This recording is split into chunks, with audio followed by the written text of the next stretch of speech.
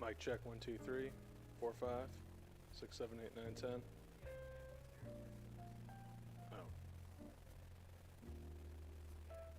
Mic check 1 2 3 4 5 6 7 8 9 10. Mic check 1 2 3 4 5 6 7 8 9 10. He's still getting some static. Mic check 1 2 3 4 5. Just the one. I think you're good. Mic check 1 2 3 4 5.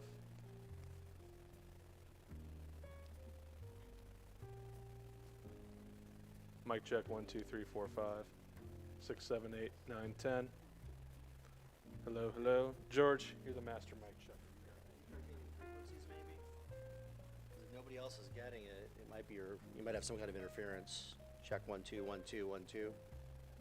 Mic check 1 2 3 1 2 3 1 2 3. Mic check 1 2.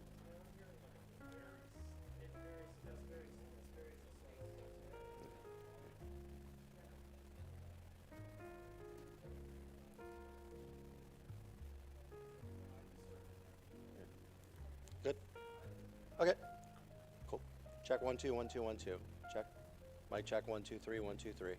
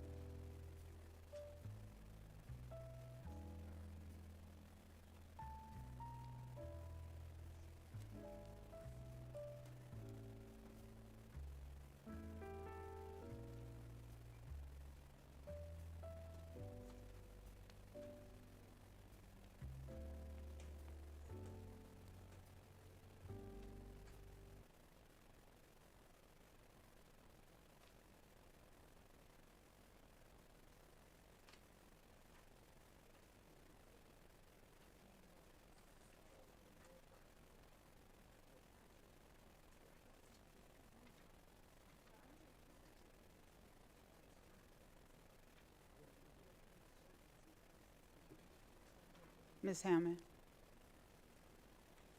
Mr. Hikes, Present. Ms. Weiss, Here. Ms. Hubbard, Here. Ms. Bowle, Here. Ms. Jones, Here. Mr. Davis, Here. Ms. Cousins. Yes. We have a quorum.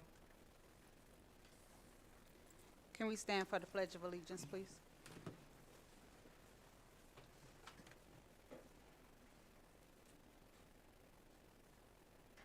I pledge allegiance to the flag of the United States of America and to the republic for which it stands, one nation, under God, indivisible, with liberty and justice for all.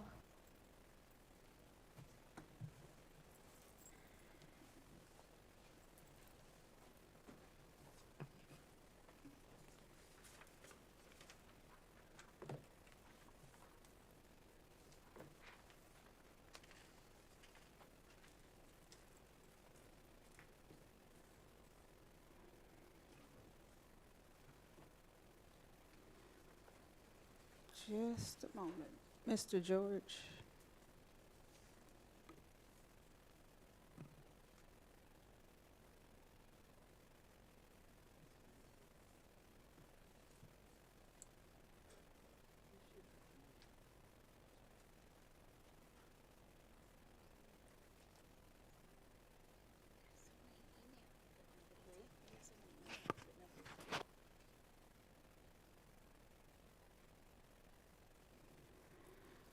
Thank you. My apologies. I want to recognize the Parent University. The Office of Student Support Services invites parents of current SLPA students to the Parent University.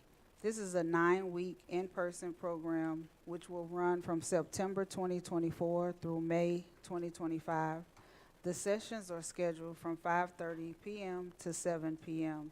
with the mission to empower parents to advocate for and lead their children, fostering leadership skills and confidence. The program will culminate in the formal graduation ceremony, including caps, gowns, certifications, and special awards for perfect attendance. The Parent University Summer Experience, which helps parents build a foundation for their child's reading and writing skills, is already underway, and there are 3 sessions remaining. For more information about Parent University, please visit www.slps.org/parentu. Thank you, Dr. Scarlett, Spirit of Excellence. Thank you. Good evening, everyone. Tonight, the Spirit of Excellence shines on Romel Calhoun, a sophomore at Sumner High School. Romel recently earned the Outstanding Entry Award at the National History Day competition in Washington, D.C. His project, titled When They Finally Listened, The Genius of Joseph Blair, secured first place in Missouri and has showcased at the Smithsonian's National Museum of American History. When asked about his experience, Romel had to say this: "This is my first time in Washington, D.C., and to be here at the Smithsonian Museum with my project is amazing. The best part of the History Day contest is meeting new people and discovering that the world is a lot bigger with much more to explore. I never knew how much I could be drawn into history and how fascinating it can be. I'll never pass up the opportunity to sing the praises of our students, and this is an amazing accomplishment for Romel." Can we give Romel a round of applause? So from SLPS to the Smithsonian in our nation's capital, you can truly go anywhere from here. A few upcoming important dates: July 4th and 5th, observation of Independence Day. All camp SLPS sites and SLP offices will be closed July 4th, and district offices will be closed Friday, July 5th. July 12th is the last day of Camp SLPS, and July 20th, we'll be having a back-to-school urban expo at the Dome at America Center from 10 a.m. to 6 p.m. Thank you.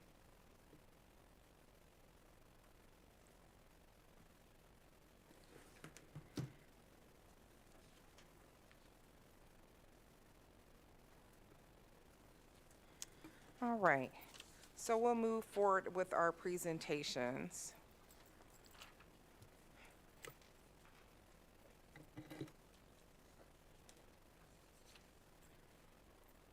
Okay, we'll have a transportation update and call Ms. Ashley Davies from Better Education Partners up and Ms. Toya Nakanoa.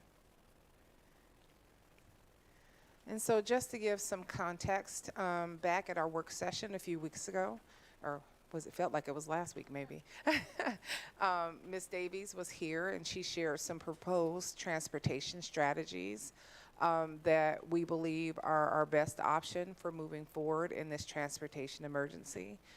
We've been pretty open about what happened in early March when we lost our partnership with our transportation provider, and have really worked very hard with our partners to think creatively about how we can move forward with strategies. These strategies are not intended to give information to families about what's coming up just right next as far as their transportation, but they are the important underpinnings that we need to move from our simulated plans with our partners into actual plans. And so we're seeking board approval for these recommendations. So Ms. Davies, I'll go ahead and hand it to you, and thank you.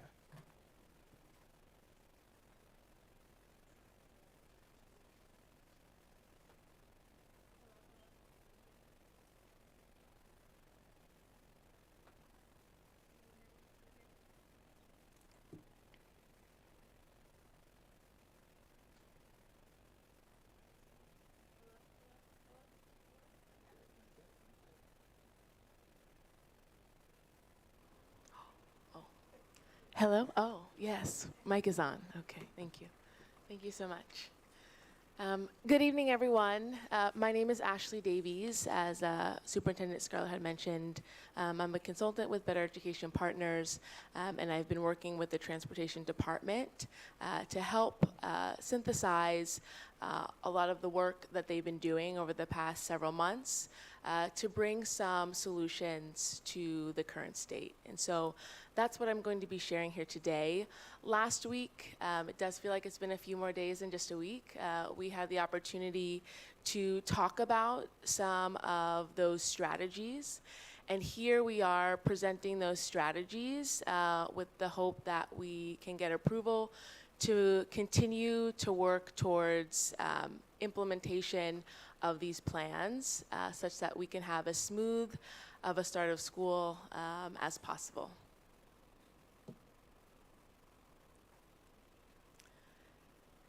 So just highlighting our agenda for today, we'll just do a quick recap of current challenges.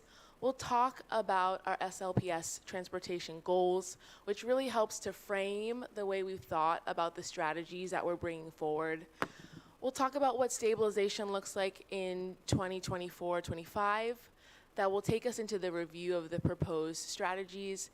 Every opportunity that we had, we use the word proposed to just make it clear to our families that we are here at this point bringing forward recommendations in hopes that the board will give us the approval to move forward. Then we'll deep dive into engagement plans and communication and what that looks like. We have some additional advancements since we met last week and are excited about the opportunity to talk about what that looks like. And then we'll just kind of close out with some next steps and opportunities for questions and discussion. So quick recap of our challenges, just to make sure everyone has this framing as we go in to talk about the strategies to deal with the emergency state that we're in now. So we have a national bus driver shortage, and that is that has caused us to have route cancellations and unpredictable service for students and families. Right? That is that main issue, the unpredictability of our service and communication to families frames all of our steps moving forward. On top of that, our primary bus supplier canceled its contract early and without much notice for us to be able to move forward. We have fewer buses available overall next year, so that means we have to have creative strategies to think about how we will route students. We expect to bring on new vendors, a total of 19 vendors that we are looking forward to working with that provide the ability for us to be able to manage the situation that we're in with a multitude of vehicles that can help us achieve our goal of providing transportation to all that need. And then ultimately, we are here to talk about the fact that we do need to reduce routes in order to get us to a place where we can provide service to those in need in the fall. So just drilling down into our goals, 4 main goals. Again, this helps frame the way we think about these strategies that we're proposing. The first and foremost, safe and reliable transportation. Ensuring that our students are safe in every single option. I know that there may be questions as we go through some of these details, but know that this is the basis of our goal here. The second is having on-time and reliable service, minimizing disruption to the students' educational experience, getting them to school on time, and having that be predictable each and every day for each and every student. The third is clear communication, being able to have clear communication to our families around schedules, around changes, around policies. We're talking about increased transparency around this process, opportunities for more engagement, and opportunities for families to get their questions answered. And then the last piece, continuous improvement.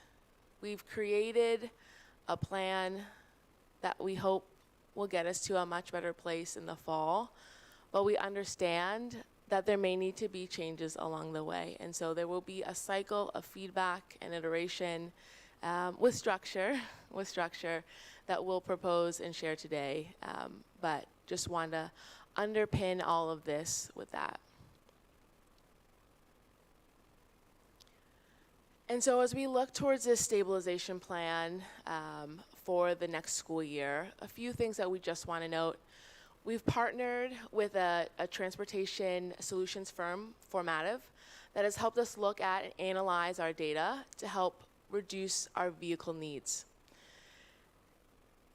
Formative has worked with districts across the country who have had similar challenges. The national bus driver shortage has resulted in other districts also having similar challenges, and so they have experience in helping come up with creative solutions. And just want to make sure that people understand that while we have some new ideas, a lot of these ideas are strategies that are being used across the country. Want to highlight that we specifically need to reduce our bus count by 70, and so that's what our strategies hope to do.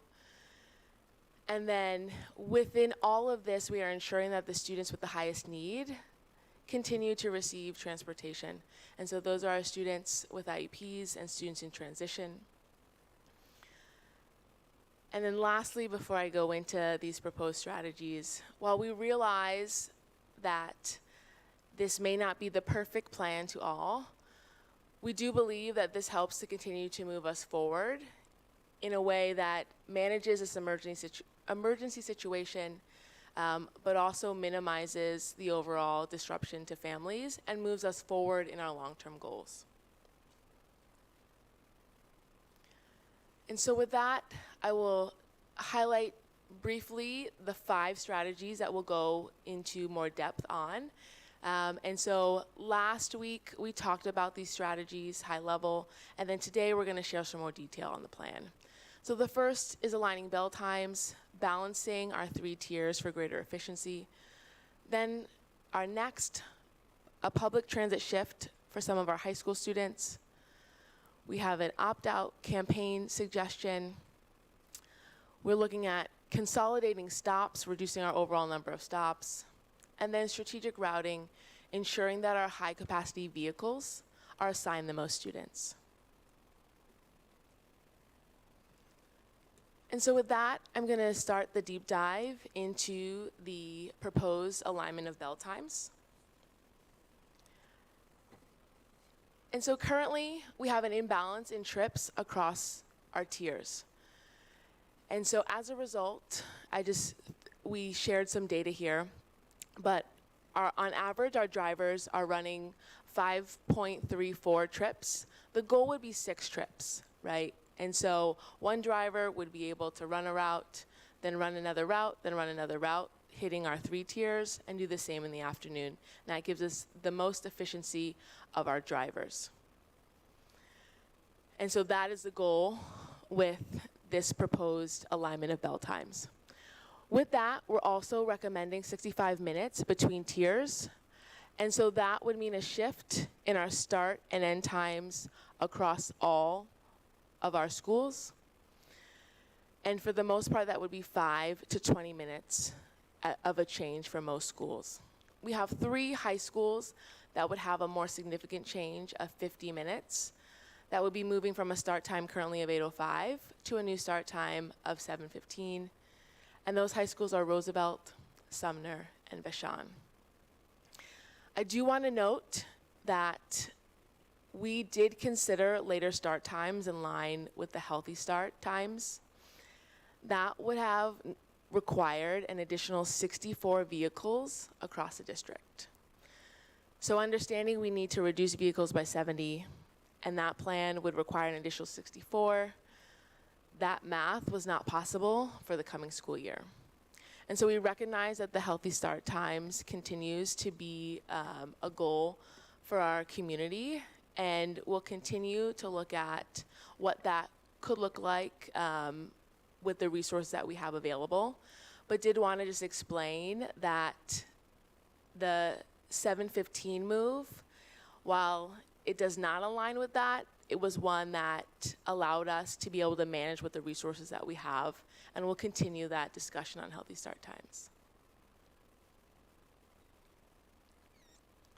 Okay, next, a public transit shift. And so want to clarify that we are only looking at this option for high school students that have a very specific potential journey to school from their home. We've listed that criteria here, and that would mean that a student would have a total route from their home to their school of approximately 70 minutes or less. There'd be no transfers on that route. They would have a walking distance of half a mile or less from home to their stop, and then from stop to school. And then we also looked at arrivals that would be 5 to 30 minutes from the start and end time of the day, so that students aren't having to be at school very, very early in order to take a certain bus to get to school, and then there's a bus available on the other side. We've been working with Metro to talk about these plans, as well as have them look at their overall vehicles that they have available to us. And we believe that with this criteria, we should be able to manage the number of students that would be on routes on Metro. The next, a district-wide opt-out campaign. A major cause of inefficiency in our routing are non-riders. Students who are eligible for a bus, who are not riding, and who may have from the start of school never planned to ride. And so this impacts not only those on the bus, but it impacts the system at whole. At the end of last year, we sent out a survey to families with the opportunity to opt out of transportation for the coming year. We're going to be pushing that out in a big way, really asking families if they do not plan to ride district-provided transportation, that they opt out now, so that we can be more efficient with our routing and hopefully overall need less vehicles to be able to service the district. And so also just want to highlight for transparency, if a family does end up later needing transportation, they can request to get back on a route. They just need to give the district at least 7 days notice. And one other thing I do want to say for the record with this, at this time we are proposing this recommendation without compensation.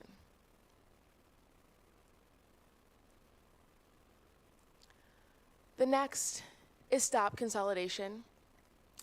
Currently, the median home to stop distance across the district for all students is 0.11 miles. A small fraction of a mile a student walks from their home to a stop.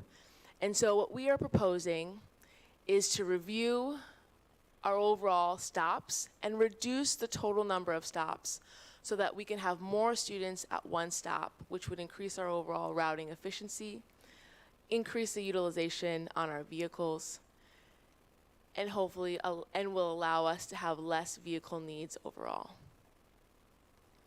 So also want to note here with this, we're proposing a formal process for families to be able to submit their concerns if they believe that the stops available to them are not sufficient.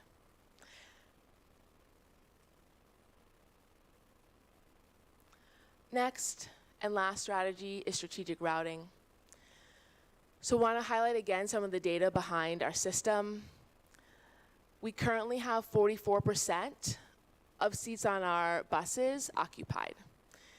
And so that means there's a huge opportunity for us to increase our utilization on routes and think about routing with all those other factors that I mentioned in a way that we can utilize our vehicles more efficiently and then reduce our overall need.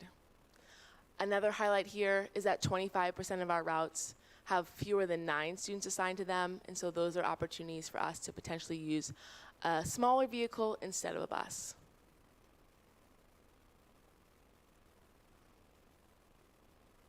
All right, so last week we talked about how we built these recommendations, and just want to highlight that for the record and for the community as we continue to work towards implementation. And so despite the fact that we have limited resources, we have an operational constraint, to the extent possible, we will be working with the community to think about the implementation of these plans, thinking about the impact and how we minimize that, and then continuing to work together, making this an iterative process. So we've been balancing and minimizing the impacts, understanding that this will have impacts to some, and it'll be different across the system. And then we're also gathering and have gathered feedback from school leaders and partners. So we've had some initial conversation with school leaders about these changes, and we'll continue to update them as we move forward in this partnership around these changes. And then we'll continue to work with other impacted partners to make sure that the implementation here is as smooth as possible, and we're mitigating for impact where we can. And then just continuing to reiterate that this is a collaborative effort. Dr. Scarlett talks about this constantly. Community problems, community solutions. We are all in this together. And so that is how we are committed to continuing to show up as we work towards implementation and better outcomes for our transportation process. Okay. So I just want to highlight quickly some anticipated benefits. We believe that this will result in overall improvements in on-time performance. Metro cards for high school students will also allow them the opportunity to use Metro outside of the school day to go to other activities as well as work opportunities.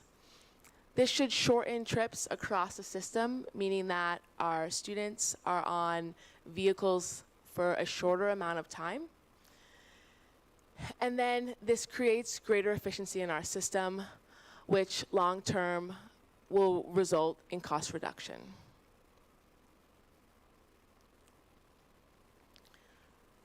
So wanted to drill down into some of the concerns that we've already identified. I won't go into long explanations of each of these, but this is really to highlight the fact that we have been thinking about and working with partners on what are some potential concerns around these recommendations and how do we mitigate them. And so for bell times, we understand that this will cause disruption to establish schedules for staff and students, right? We don't want to minimize that, but we also recognize that there are certain considerations that go into being able to better optimize our system. We have heard that there could be attendance concerns for high schoolers getting up earlier or for students who need to take younger siblings to school. And so we'll be working with schools to really look at and assess the impact and work on solutions if that becomes an issue. We understand there could be impacts to after-school activities and childcare.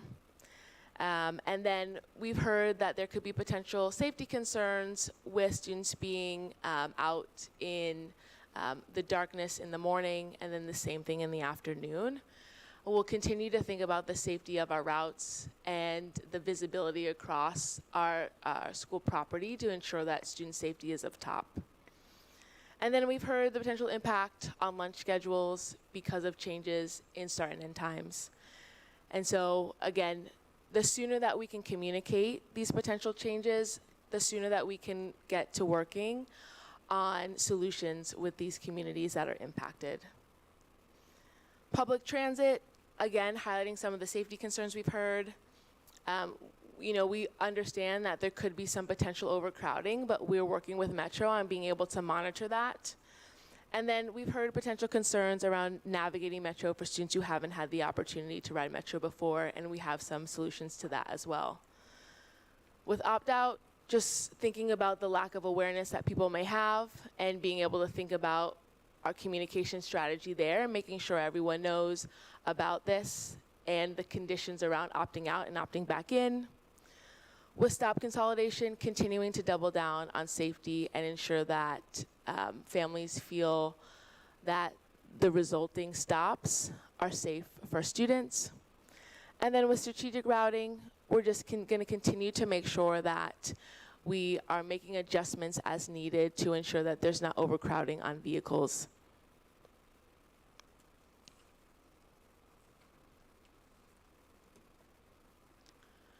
And so I've highlighted some of these concerns and how we're addressing them in that last slide, but also providing this here just as a way for people to more clearly see that we are thinking about potential concerns and have already begun the process of working towards how we address them. Communication within all of this is a big piece in being able to hear concerns and then being able to communicate out how we're working towards addressing them.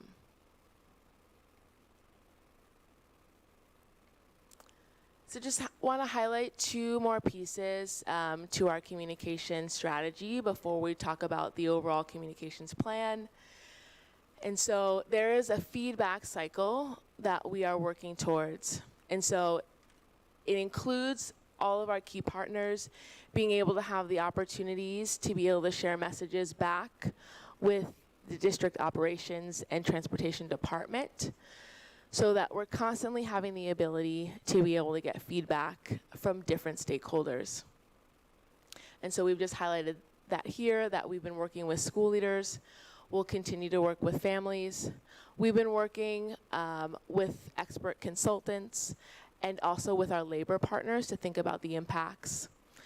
And then those will continue to be the cycle of feedback and iteration as we can. So the last thing I want to highlight in our communication strategy is that we will be implementing quarterly meetings to talk about our transportation solution. The first of which will be Tuesday, August 6th at Vashon High School. And so at these meetings, we'll have the opportunity to present updates on our plan, where we are, how things are going, and have the opportunity to hear from schools and families.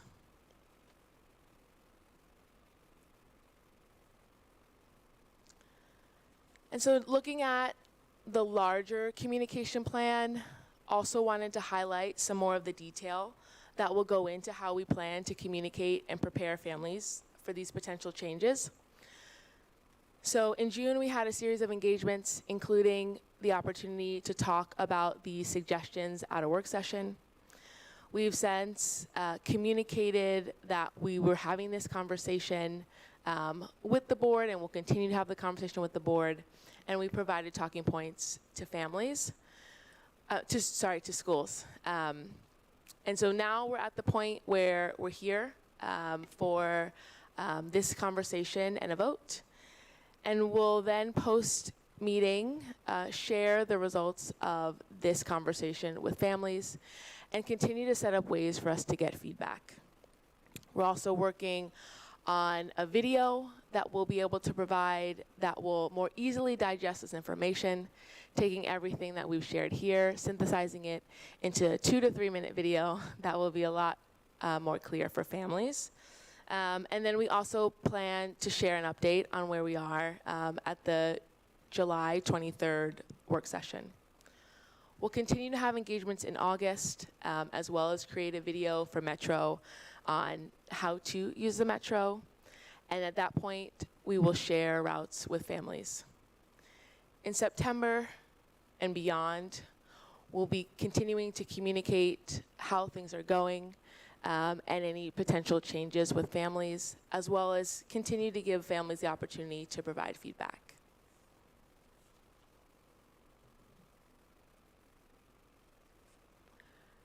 And so just to synthesize all that into next steps where we go from here. So the next step would be approval of the transportation strategies for the coming school year. At that point, we communicate clearly to families the work that is happening next and who that will impact. We'll continue to gather feedback that will inform our implementation, and then we'll begin the work to get us to as smooth as possible start of school.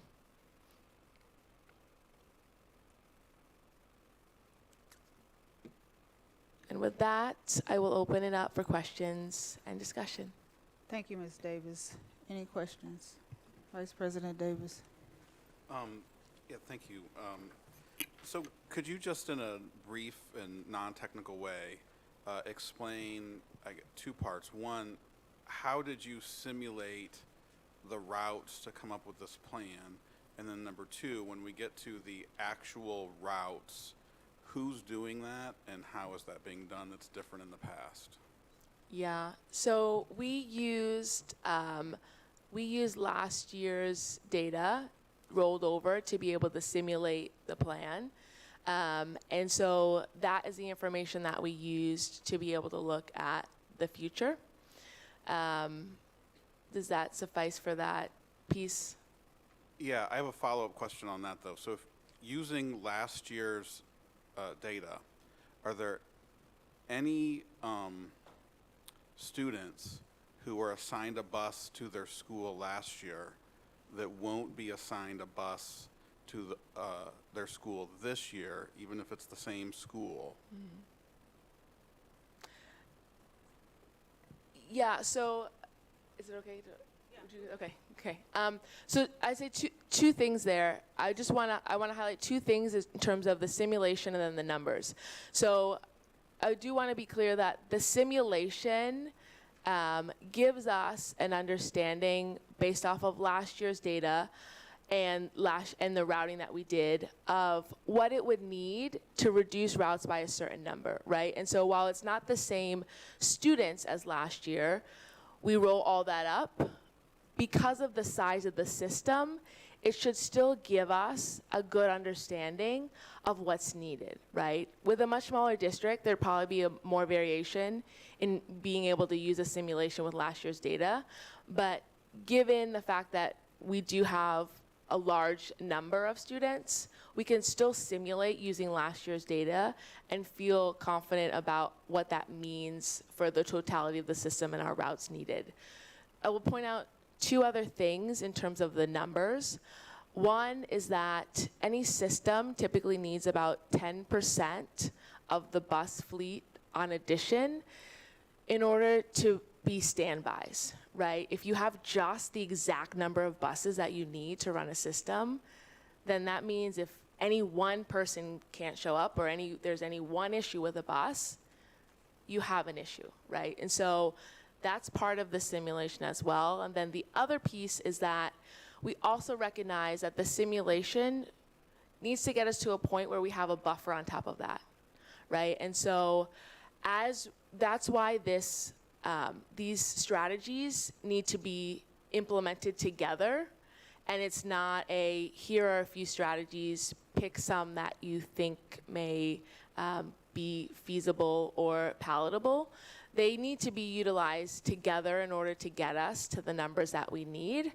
And then in any particular place where we do decide to roll back on the overall impact of some of these strategies, then we'd have to make other choices.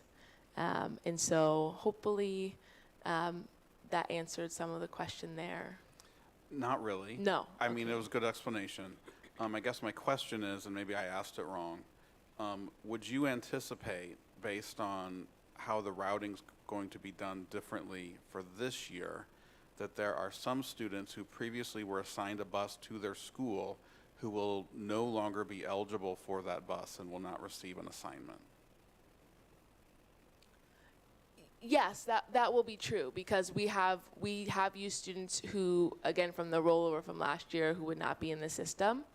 And then you asked a question about the process itself. So I would say another big piece that we do want to highlight is that we understand that having a big portion of our work totally in the hands of vendors meant that we didn't have control and accountability over it, right? And so we have routing in-house this coming school year so that we could have more control over that, be able to respond to things more quickly, and with the nuance and understanding of the district that district staff will have. So that's also a big change for the system that will be a benefit. So I also want to just acknowledge that Mrs. Akinola, our Director of Transportation, is here. And so if you have anything else that you wanted to add on that piece. He already said everything, but there's an algorithm that's written for simulation, and it takes into consideration kind of like a rollover of the students. We're expecting some students to phase out, and then we're expecting incoming students. So we use those algorithms to do the simulation. So and we had about 9 scenarios that were run to arrive at this junction. So just so I'm clear, Yes, sir. the hope is, with all of this planning and adjustments and bringing the routing in-house, that every student who in the previous year had a bus to their school will still have a bus to their school in 24-25. If they meet the eligibility requirements. Okay, so that's the asterisk, Yeah. because I believe, and hopefully you'll agree with this, that historically there are students being assigned to neighborhood schools with transportation who are outside of that traditional eligibility route. Would you agree with that? I will agree with you, and that has been part of the discussion, because there are some students that live outside the neighborhood, but now they moved during the year. So if you move during the year and you're not part of the SIT program, we're going to have to look at that on a case-by-case basis. So if you move to another neighborhood, you're supposed to go attend school at your neighborhood. So if in this new system, it's better at defining eligibility based on the route, and that's a surprise to people to learn that I had a bus previously assigned to me, and now I'm no longer eligible because I really wasn't eligible in the first place, but I had a bus. Do we have an estimate of how many people that would be?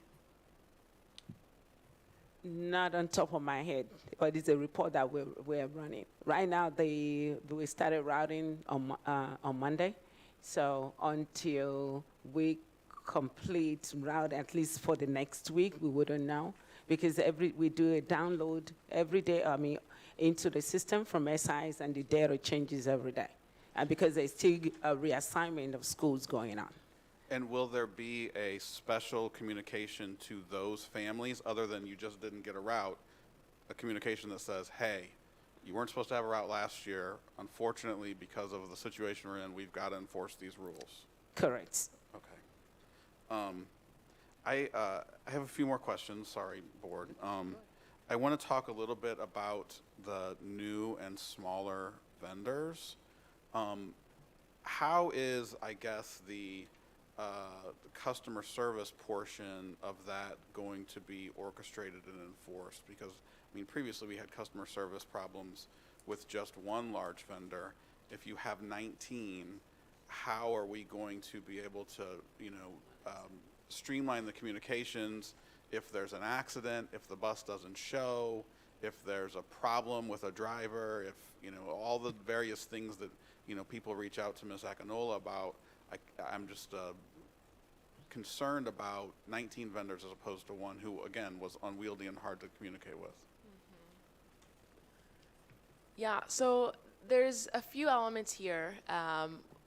I'll start with the one in the fact that there is an underlying benefit in having multiple vendors in that you create the opportunity for competition, right? And I will say that because the expectation that we have of a vendor is going to be high. We have a variety of vendors that have offered us the ability to transport a different number of students across vendor, with some vendors also having the opportunity to offer us more transportation, right? And so if we have access to multiple vendors, we have told them that our expectations are here, right? And if they aren't meeting those expectations, we have another vendor who will be willing to offer us more service. And so we are aligning our contracts in a way that allow us that ability to be able to hold high expectations of our vendors. And so that's the one. The second is, we acknowledge that communicating with 19 vendors versus one does provide additional logistical elements than just having one.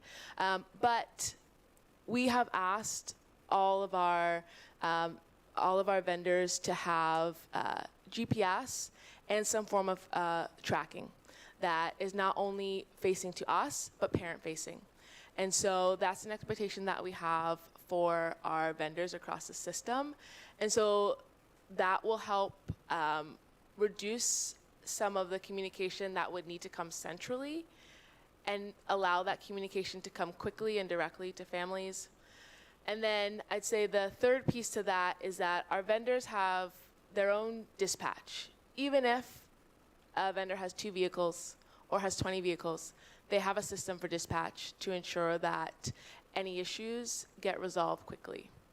And so those are some of the ways that we anticipate being able to address those concerns you mentioned.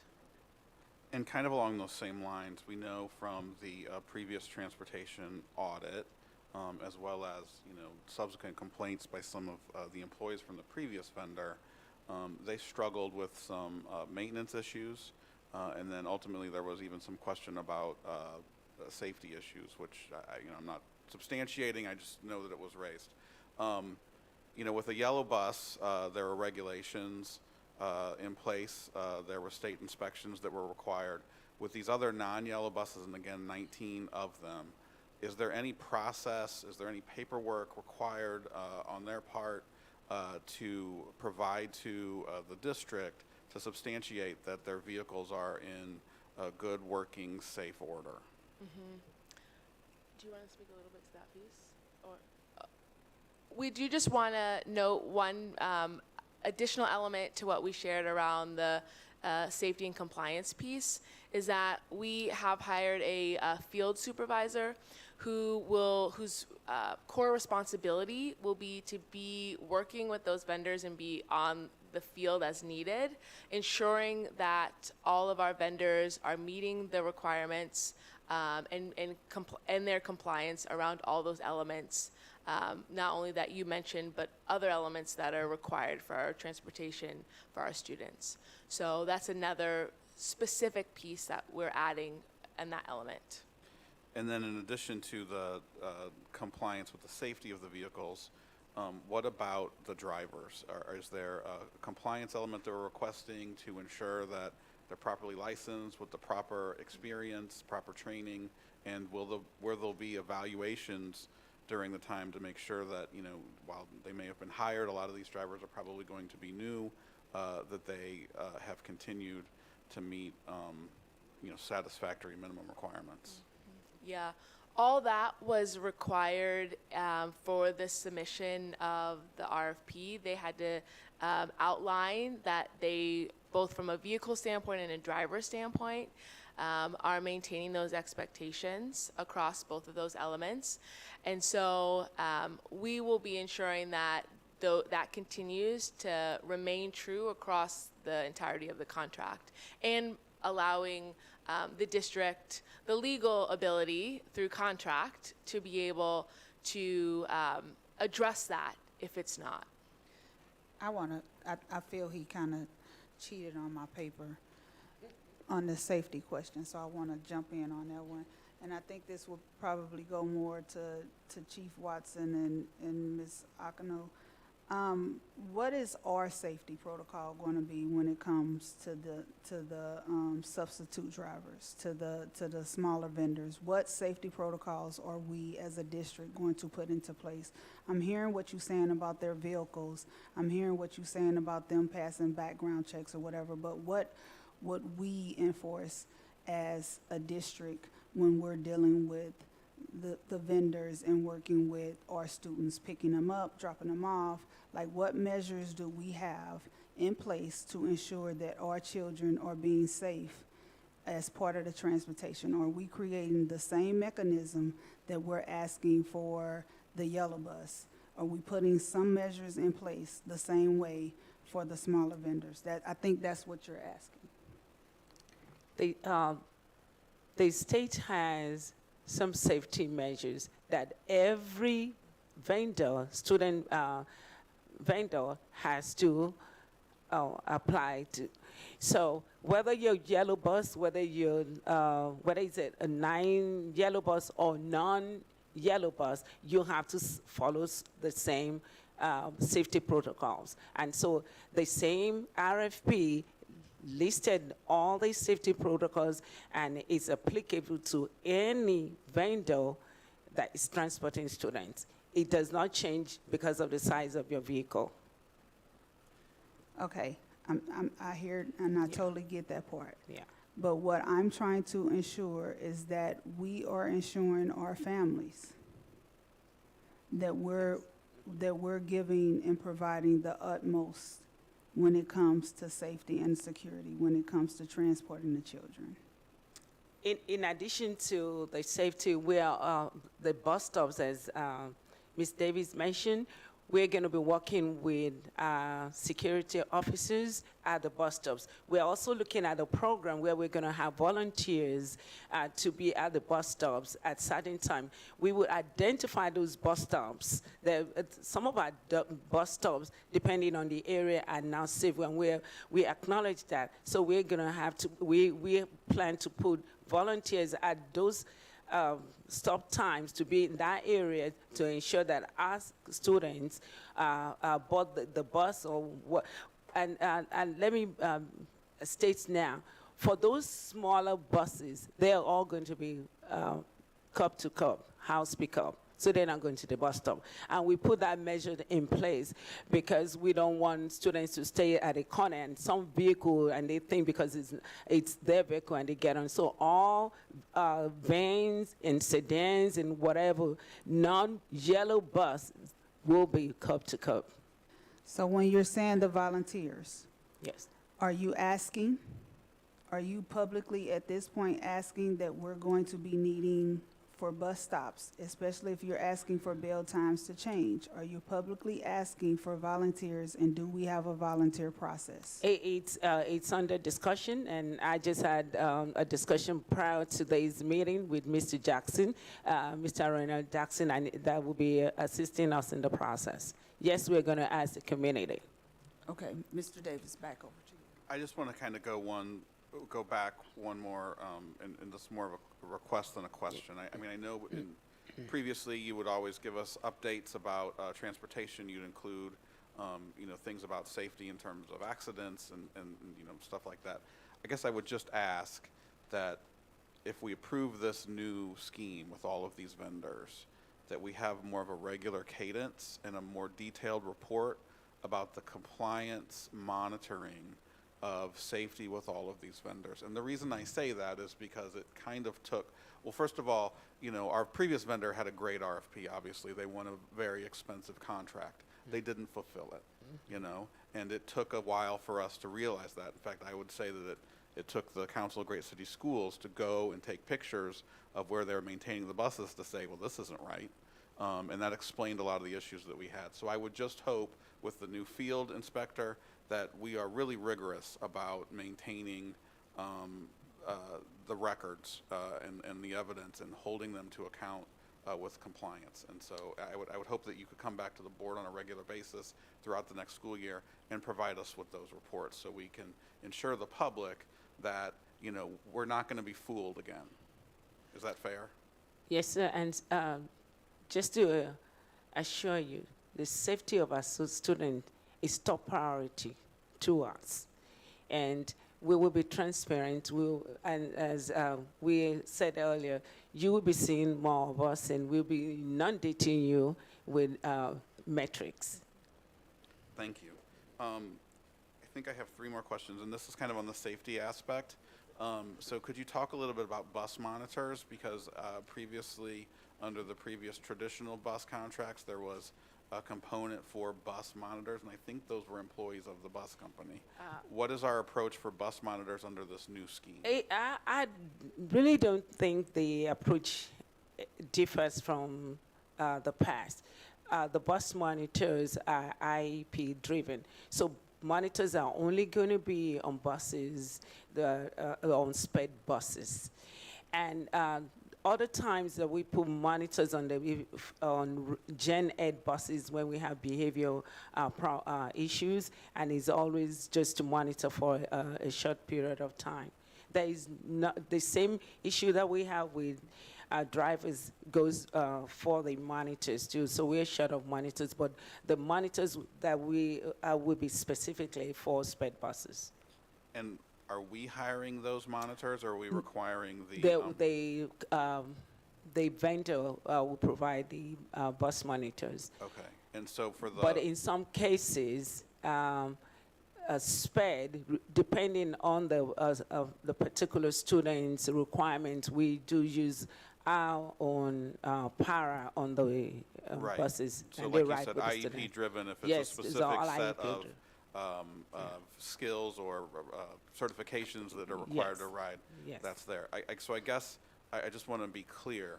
So for the larger yellow buses where we're going to fill those up as much as we possibly can, is that part of the requirement for the yellow bus companies to have bus monitors available? Because I could imagine, you know, if you only had 10, 15 kids, maybe the behavior's worse, maybe it's better. If you got 30, 40, 50, I don't know. It seems like you might be, you need more monitoring.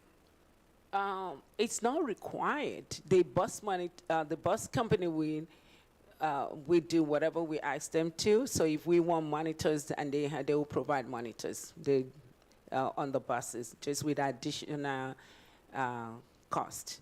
Well, am I wrong though? But didn't under the previous vendor we had bus monitors for buses that were not IEP driven? Or am I incorrect? You're not wrong. I think we have a couple of buses because of behavioral problems that we had monitors on. Correct.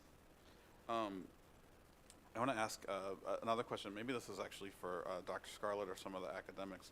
Ms. Davies, in the previous presentation at the work session, one of the reasons, one of the pluses, I think, of aligning high schools at the same time that they're provided some new academic opportunities. I wondered if someone could speak to that, about having all the high schools start at the same time, because I didn't quite understand that.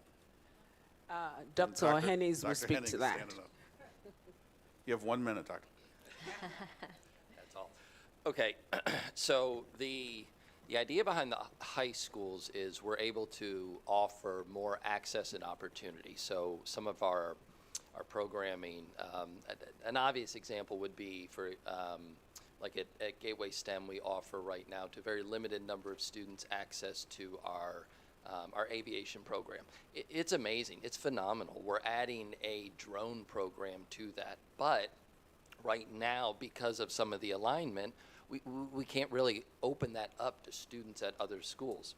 If we want to do that as a district, those are some of the things that this alignment allows us to do. So that's in the CTE area, but it's not just CTE. It's some of our AP offerings, for example.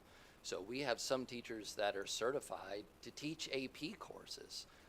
And right now, there are limited numbers of students receiving those services at individual schools. But by aligning these schedules, that allows us to pursue some of these alternative options in programming related to that. Our programming at Beaumont, again, some of our CTE programming, it allows us to have that access to some of those offerings. Also, after-school clubs, after-school programming, our robotics programs, some of those things, we have students that are able to participate at some schools, but because of the bell schedule differences, it just doesn't work out logistically for them to participate. So what we're really trying to do is take this opportunity to look forward and say, how do we transition from, and I'm going to borrow a phrase from Dr. Borshade here, how do we transition from a district of schools to an actual school district? And so that's some of the visionary work that we tried to input into this conversation, if that makes sense. Yeah, and I would, again, love to hear how that turns out. Absolutely. Looking forward to it. I have one final question. Wait, I can swear. I ask Oh, him go a ahead. question? Yeah. It didn't make sense to me. You said this will allow alignment. What does that look like spelled out for a kid? Right. Two kids at different schools. Right. So let's say we have let's take an AP course, for example. So right now, let's say we have a teacher that is teaching an AP course at Metro High School. And let's say we are able to pilot a hybrid model where we actually, at another school that's aligned with the bell schedule, that teacher's class can be streamed into a classroom where they have maybe one of our ILAs or BLAs, one of our learning associates who can monitor in person that class, provide supports, but receive that AP instruction and allow our students to, earn AP or dual credit, right? Have college credit. Without that alignment, we can't explore those kinds of opportunities. And those are some of the opportunities that are going on really around the country right now, some of the really innovative things that school districts are doing. So that would be one specific example. Does that? Okay, good. I'm sorry if I was confusing before. And I think I'm over my minute. I have one final question, and I think it's for Ms. Davies probably. I want to talk just again about the healthy start times, just to clarify what you said. So you did run a scenario to have healthy start times, and you said it would actually add 64 buses. So by doing that, are you saying that was that going to be a two-tier system? Correct. Okay. So that would be a two-tier system to move, so you'd probably get rid of the 710 and just have split up everybody between the other two.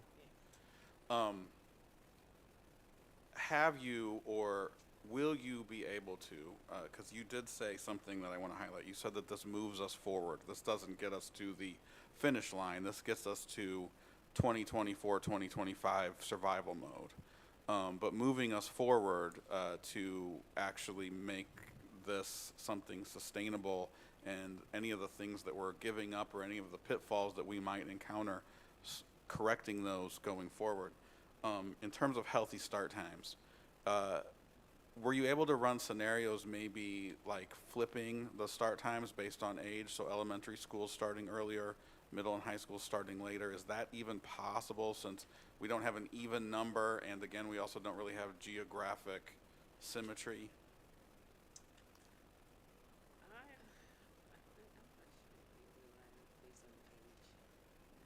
When you say based off age, you still mean based off school type? So so elementary, so I mean, listen, we've been hearing from the healthy school, I've been hearing from the healthy start time people for 5, 6, 7 years. They've got their research in line. I've got 2 teenagers, I get it. Some days I really get it. But I think that the research would say, well, elementary school kids, they're up anyway. They're raring to go. Their cycle, their circadian rhythms are different. when you get to those teenage years, especially, I mean, middle school really seems rough. 7 o'clock can be, physically painful. So, I mean, is there a way to change those times based on that research? So ultimately, the challenge though with that is that even if, regardless of whether you have some students early, some students later, the 2 tiers just requires more resources. And so I think what you're suggesting is if there is a way for us to use our 3-tier system and put elementary in that first tier and then put our older students in the other tiers. Yes. That still allows us to balance resources. Yes, that Yeah. was my question. Yes, that scenario was run, but we will be picking up elementary school at 5:45 a.m. So that was why we did not even consider that option. Because if it's a 7:15 school and we want to optimize or fully utilize the buses, we have to start picking up maybe around 5:45, 6 o'clock. And picking up a 4-year-old, I don't think any parent would agree to that. And that was why we shelved that option. Probably depends on the 4-year-old. I mean, some you're like, please get out of the house. But anyway, I will Yeah. just add one other. We'll just add one other point that does speak to the idea that this does move us forward, despite the fact that that's a big piece of feedback that we've heard over time. And, that's not unique to this district. The Healthy Start Times is something that other districts have continued to think about and try to navigate. The piece about moving us forward, there is a huge part of this plan that revolves around the efficiency of our operations. If we are able to make our operations more efficient, we then have more leverage to think about those other pieces, right? So if we're looking at, we talked about that we currently need 228 buses to run our system. If we can reduce that need, then we could, if we were to do the Healthy Start Time analysis again, that's going to give us a much different result, right? And so that's the piece where if we take this opportunity now to be more efficient with our routing, the opt-out can have major efficiencies for our system that can then allow us to think about how we use the resources that we have in ways that meet other needs that aren't able to be met now, right? So I'll translate what I think you're forecasting. If we had a student assignment plan that made more sense based on geography, if we had more schools that had more kids or fewer schools with more kids rather than more schools with less kids, you could accomplish a lot of these goals. That would be a big upsell for that. Correct. Okay, so that sounds like the 25-26 heavy lift. That's all my questions. Then. Thank you, Vice President Davis. That was enough. Thank you, sir. I have 2, because I know Secretary Jones has a question, and I think I want to go with the opt-out. Can you tell me, Ms. Davis, we talk about opt-out and that being an option. Can you tell me what the cost is when a bus comes and the family like they should have opted out because they're not using it, and the bus comes and the kid doesn't use, the service? How much cost is that to the district? Do we know? Do you happen to know the student cost, like per student? It would be about per day. Mm-hmm. It would be about $9. So we're A day. looking, so $9 a day, Mm-hmm.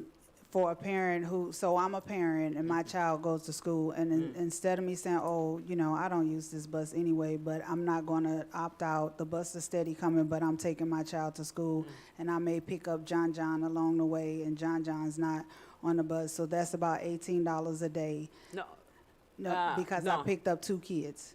It's 2 kids that's actually supposed to be on each stop It's $9 per day. per day. Per day. No per trip, per child. That's what I'm saying? Yes. Okay, so I'm trying to make sure we're getting a clear understanding of the importance of opting out. It's important for a parent who has chosen to transport their child on their own, or if they're carpooling or whatever, the importance of doing it and making sure that they're opting out. Because if they're not, and they're still transporting their child, but the bus is steady coming, that's a cost to the district. Yes. And that's making another child who actually need the service not be able to get the service. Is that safe to say? Yes, yes, ma'am. And then it will be a better utilization of that route, because instead of having 10 stops that we don't even pick up students at 3, we can consolidate those stops and have the bus pick all the students, and in the process reduce routes. Okay, so I think where I continue as a board member fall into the challenge, where I'm getting, constant questions is, when is that communication coming to opt out? Because it looks like there was a huge level of confusion when they were asked to opt out in the 23-24 year during the same time as the 24-25. You understand what I'm saying? And I think that made it challenging for you all to try to understand how to determine for the 24-25 year on the opting out. But I think she was saying the new survey for next year was available at the same time. Yes, Yes, exactly. understood, That was the yes. challenge.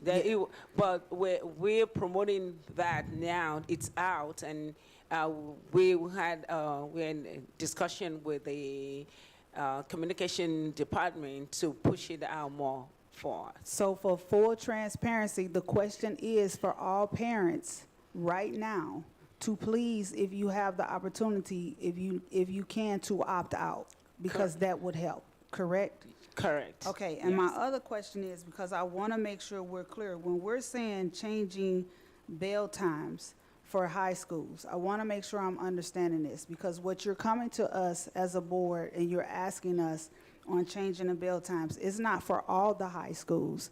You're asking for 3 high schools for the bell time. So the high schools already, the most of our high schools' bell times are as they are. At this point, you're only asking for 3 schools, correct?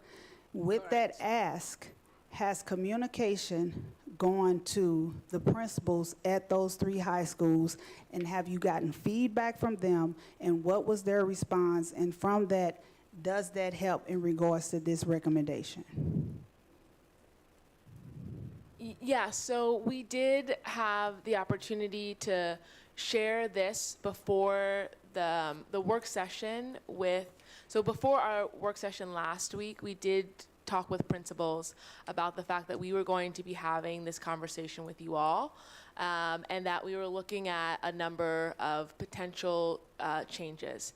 And so since that conversation, we've continued to look at the overall list, refine, think about how we could minimize the overall number of schools that are impacted in a bell time change, just understanding that it's impactful for families to have a change like that. And so typically, we would have preferred to have more time to be able to communicate and discuss, but given the emergency situation we're in now, we at least wanted to be able to talk with the school leaders and understand what are some of the considerations there. And so in thinking about, and I'll say one last piece before I talk specifically about the feedback. We talk about, I just want to be really clear, we talk about minimizing the overall number of schools that change, that we understand though that doesn't minimize the impact that may be for an individual, right? So I just want to clarify there's a difference there between minimizing the overall for the system and then recognizing that that could have a larger impact for an individual. Yeah, awesome. And so we had then a follow-up communication with principals to talk about these specific 3 schools, right? The first communication was, we're looking at these potential changes, high level. Second communication was, these are the schools that we're going to ask the board for approval on changing. And so, some initial concerns are the ones that we did share when we went through talking about some of the concerns. And so that was about, the early start time. That was about the fact that for some students who may take a younger sibling to school, that would be a change for them. There was just the concern about general attendance and the fact that if a student's asked to get up earlier, that may be challenging. But we also heard some benefits, particularly at Vashon. There had been concerns about having enough safety there at the building, and so being able to move the start and end time up, that allows safety to be able to be present in a way that they couldn't previously. So that's a benefit to that campus. We have also talked, about the potential additional opportunities that students will have from a credit and coursework perspective, and then also some additional alignment at the sports level by them being on the same schedule. Yes. And then we did have the opportunity to talk with Local 420 about these changes, understanding that it would impact school staff. And so, some of the things, again, really mirrored what we heard might be concerns from families. And then also from a staff perspective, the change in schedule may mean for some that they may have to look at other childcare options, right? If I'm a staff person whose start and end time is now earlier, and I have a child that I need to also manage childcare for. Secretary Jones. Oh, good evening. I want to thank you, excuse me, for all your hard work. But I really would like for you to consider this. Back in 2005, 2006, I had a son who was a senior at Vashon High School, and we were doing the same thing that we're talking about now with the bus transportation. He had to take the bus home, and we still live in Walnut Park. And they ran out of bus tickets. And he was so afraid to try to walk through the neighborhood because in St. Louis City, it's hard to walk through neighborhoods, walk from one block to the next because we have gangs, and we have people that you have to really consider where our students are going to be walking because they're walking through what people call the turf, their neighborhood. And a lot of our students are going to be very much afraid. And it's unfortunate that we don't have people in this community that have been looking out for our students. We see with the high number of deaths that we've had. I really want you to consider if we can have some type of option for our students if they lose their card, if by state will consider an emergency, letting them get on the bus so they can get home. They now have a GPS card that might be able, you can attach it perhaps to the student ID, and you can find out where your child might be if something happens. And for those single parents that don't have anybody to help them, they're going to need help. They might, and we have, the mobility rate is so tremendously high because the affordability of housing in the city of St. Louis is just rotten, the way that this city has forgotten about families. And so many families don't have a place to stay. They might live on one side of town 1 month and the next side on another month. So I really want you to consider that when you're thinking about our families, because they're in the thousands, the many that don't have a stable place to stay. And so if you say you can opt out of what? If you're a single mom and you don't have the money, hopefully there's someone in this community that will donate extra cards to make sure mom can get some gas if she can, to put in a card to take her child to school or whatever they need to do to get their children to school. But I just really want you to consider that, because we do have a serious problem when it comes to the mobility issue of our families and our students in the city of St. Louis, and with people helping. We're going to have a lot of people criticize, but how many will step forward and say, oh, I can help do this? But I appreciate all the hard work, because I know it's hard what you're doing, but please consider that our young people are going to have to go through neighborhoods that they're not going to be welcome in. One block to the next, you could be in serious trouble. Thank you. I just wanted to say the same thing. How are we ensuring the safety of our students who do have those differences in stops? You know, maybe one block here where they're walking is safe, and the next block is not necessarily safe. And when we talk about volunteers, how are we going to ensure any accountability? We had the neighborhood net a few years ago, and that just sort of fizzled out. So when we're talking about volunteers, we're asking people to step up, spend their time keeping these kids safe at the bus stop, but there's no real accountability to fire them or to make sure they continue to do that. So some sort of staffing or something that we're looking at, because when you're asking kids to walk a little bit farther, just one block over on the west side where I live is a lot different than my block. So Yeah, one thing that I want to thank you both for being able to share that. It is the core of our, I don't even want to say the core of the plan, it's the core of our service, ensuring that our students are safe.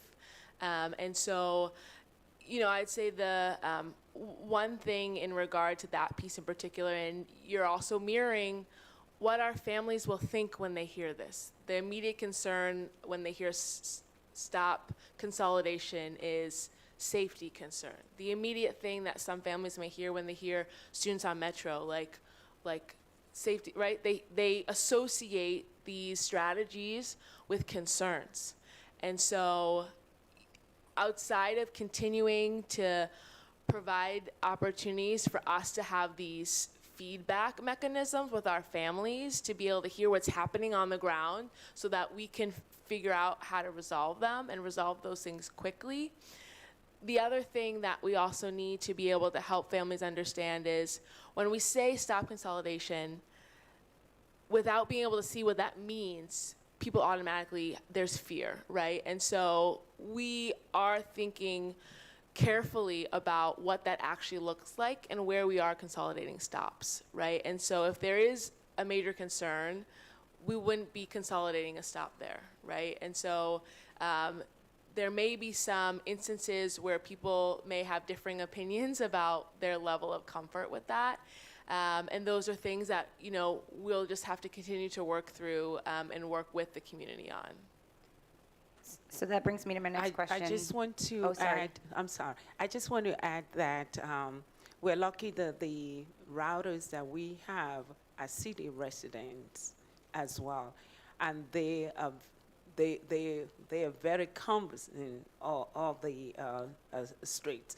So in the conversation I had with them today, they had identified, and they can identify what we call hot spots. Those hot spots are areas that Ms. Jones mentioned. We know we cannot consolidate stuff. In fact, that's why if you look at if we gave you the data where the media stop distance is 0.11, it was because of that area. We made sure that no kid walks more than a block. We try to put stops at the closest, and we're still going to continue in that area because, as I said, safety is number one. So have you looked at every single stop that you are proposing? What does that bus stop look like? What is that kid going to see when they get to their bus stop, their new bus stop? Have we looked at that actual intersection or the actual area with eyes on? Yes. Most of the stops that we existing stops, these are stops we've been using for years. And those stops, once we create them, we've given them to the police department, and they will go, and then our security as well had gone to inspect those stops, and they give us feedback to remove this stop, to take this stop. So we've been doing that, and we will continue to do that. And my next question is about how many students will be riding the Metro, do you anticipate?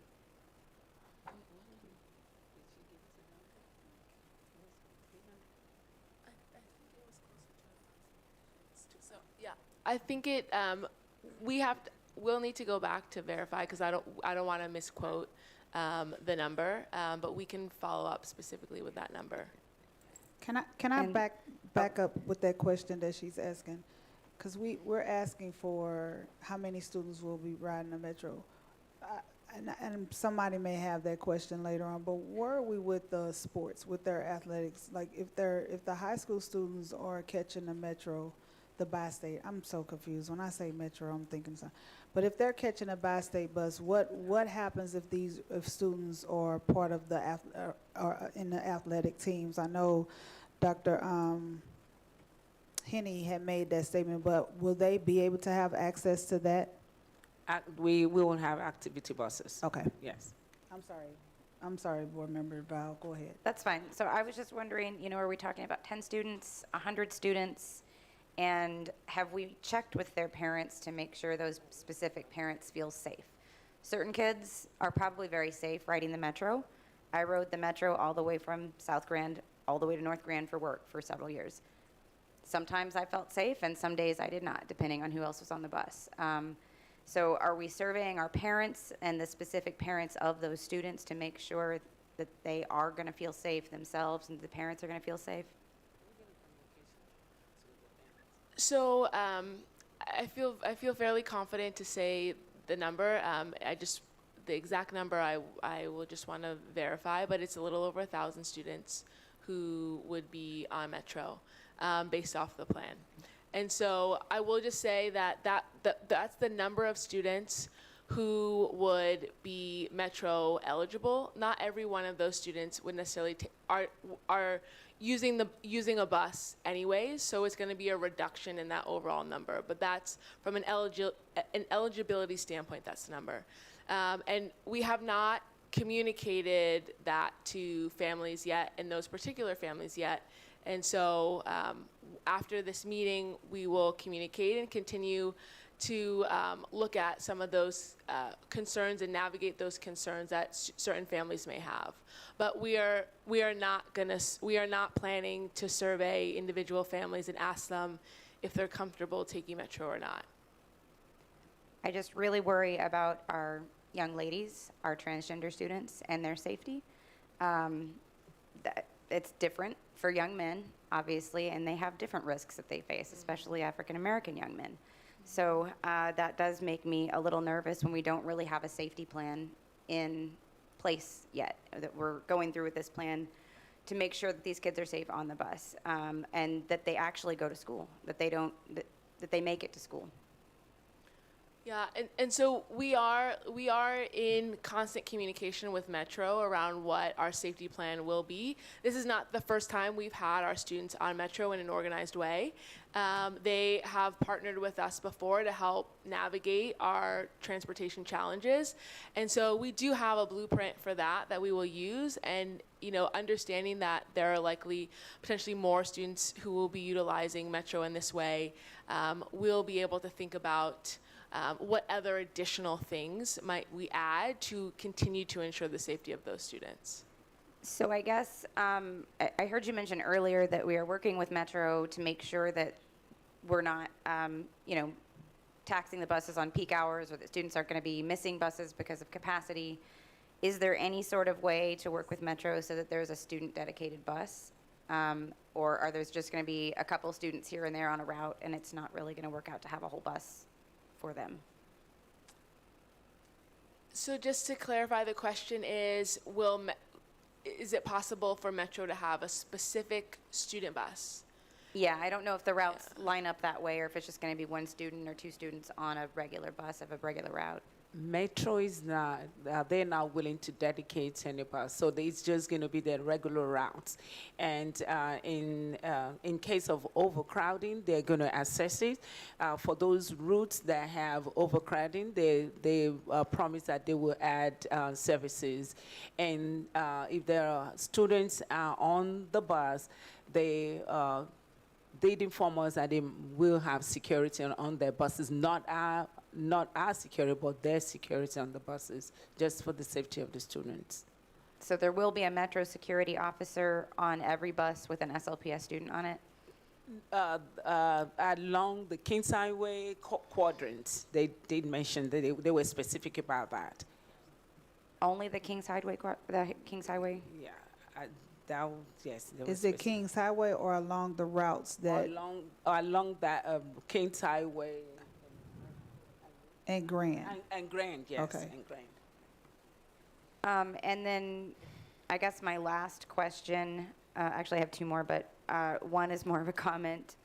Vashon, Sumner, and Roosevelt are already facing socioeconomic differences and challenges around attendance. So did the principals give you any feedback on how to deal with that? When you adjust someone's schedule, you know, obviously they're already coming back out of the summer schedule. And those great new academic opportunities are awesome for them, but that's still going to be a challenge to get out of bed an hour earlier. Those are the schools most impacted.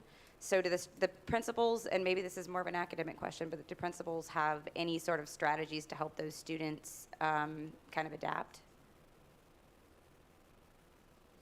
Okay. So having been a principal at Roosevelt and an assistant principal at Vashon, I know when I would open up the doors at 6:30 every morning, I actually had parents at Vashon who were dropping their students off, right?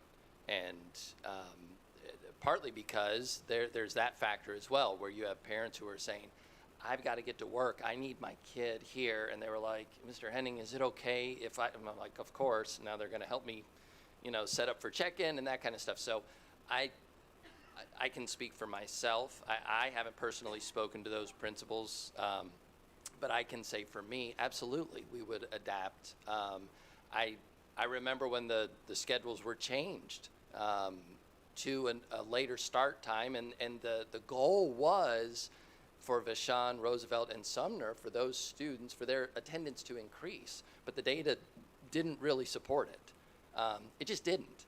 And so I think part of what we're looking at is trying to balance this and weigh in these difficult circumstances and say, yeah, how do we adjust? I have no doubt that the staff will be able to adjust, and I think it's something they will actually take on, and the opportunities will outweigh that the burden of that amount of time. That just from my perspective.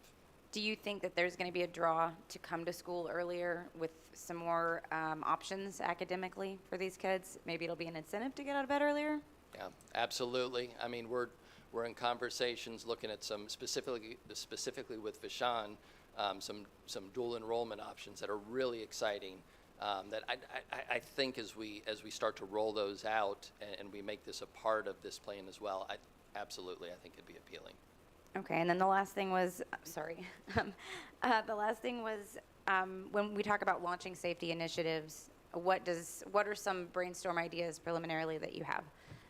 Because I'm seeing that as a big nebulous want or wish, but I don't really know how we would plan to implement it, especially when we're talking about volunteers. So if you could talk a little bit more about that, just kind of for some reassurance of the public, what that might look like. Yeah, so we had talked really high level just about the fact that the field supervisor that we have will both be covering compliance and then also helping to do the beginning build out along with others on the team of a safety, essentially a build of a kind of a safe routes to school safety plan for the district. And so this is a model that many other districts utilize. It's essentially they have a person that helps support thinking about advocating with the city around increasing the walkability and the accessibility, light fixtures, things that may be challenging at certain stops to create and make them more safe. So they're a big partner between they can be a big partner between the district and then the city, and to create infrastructure to make things more safe. So that's a big piece. And then in addition, we talked about that build out of that volunteer program. And so you acknowledge this, and part of that will be figuring out what will work and what won't work, right, in that build out. And so if we find that we can't solicit enough volunteers, then what's the next strategy in order to be able to have that level of support and eyes on the ground that we feel like we need to make this plan safe for our families. So those are some initial ideas, and we're excited to have these quarterly opportunities to be able to come back to families to be able to share, and this will be a big piece that we'll be highlighting in those meetings. Thank you. Board Member Hubbard. Okay, so to sum up your questions, you have no plans to choose efficiency over safety. Safety comes before efficiency. Safety comes before efficiency. Yes, yes. Okay. The one thing I will just say that, and I just want to acknowledge it to be very clear that safety may feel differently to different individuals. And so we have to acknowledge that. But this is a community conversation. Like our community safety issues, they are truly community issues, right? It's not an individual's issue. And so coming back to the community problems, community solutions, we're really thinking about everything and how we do this collectively. Yes, perception doesn't always equal reality.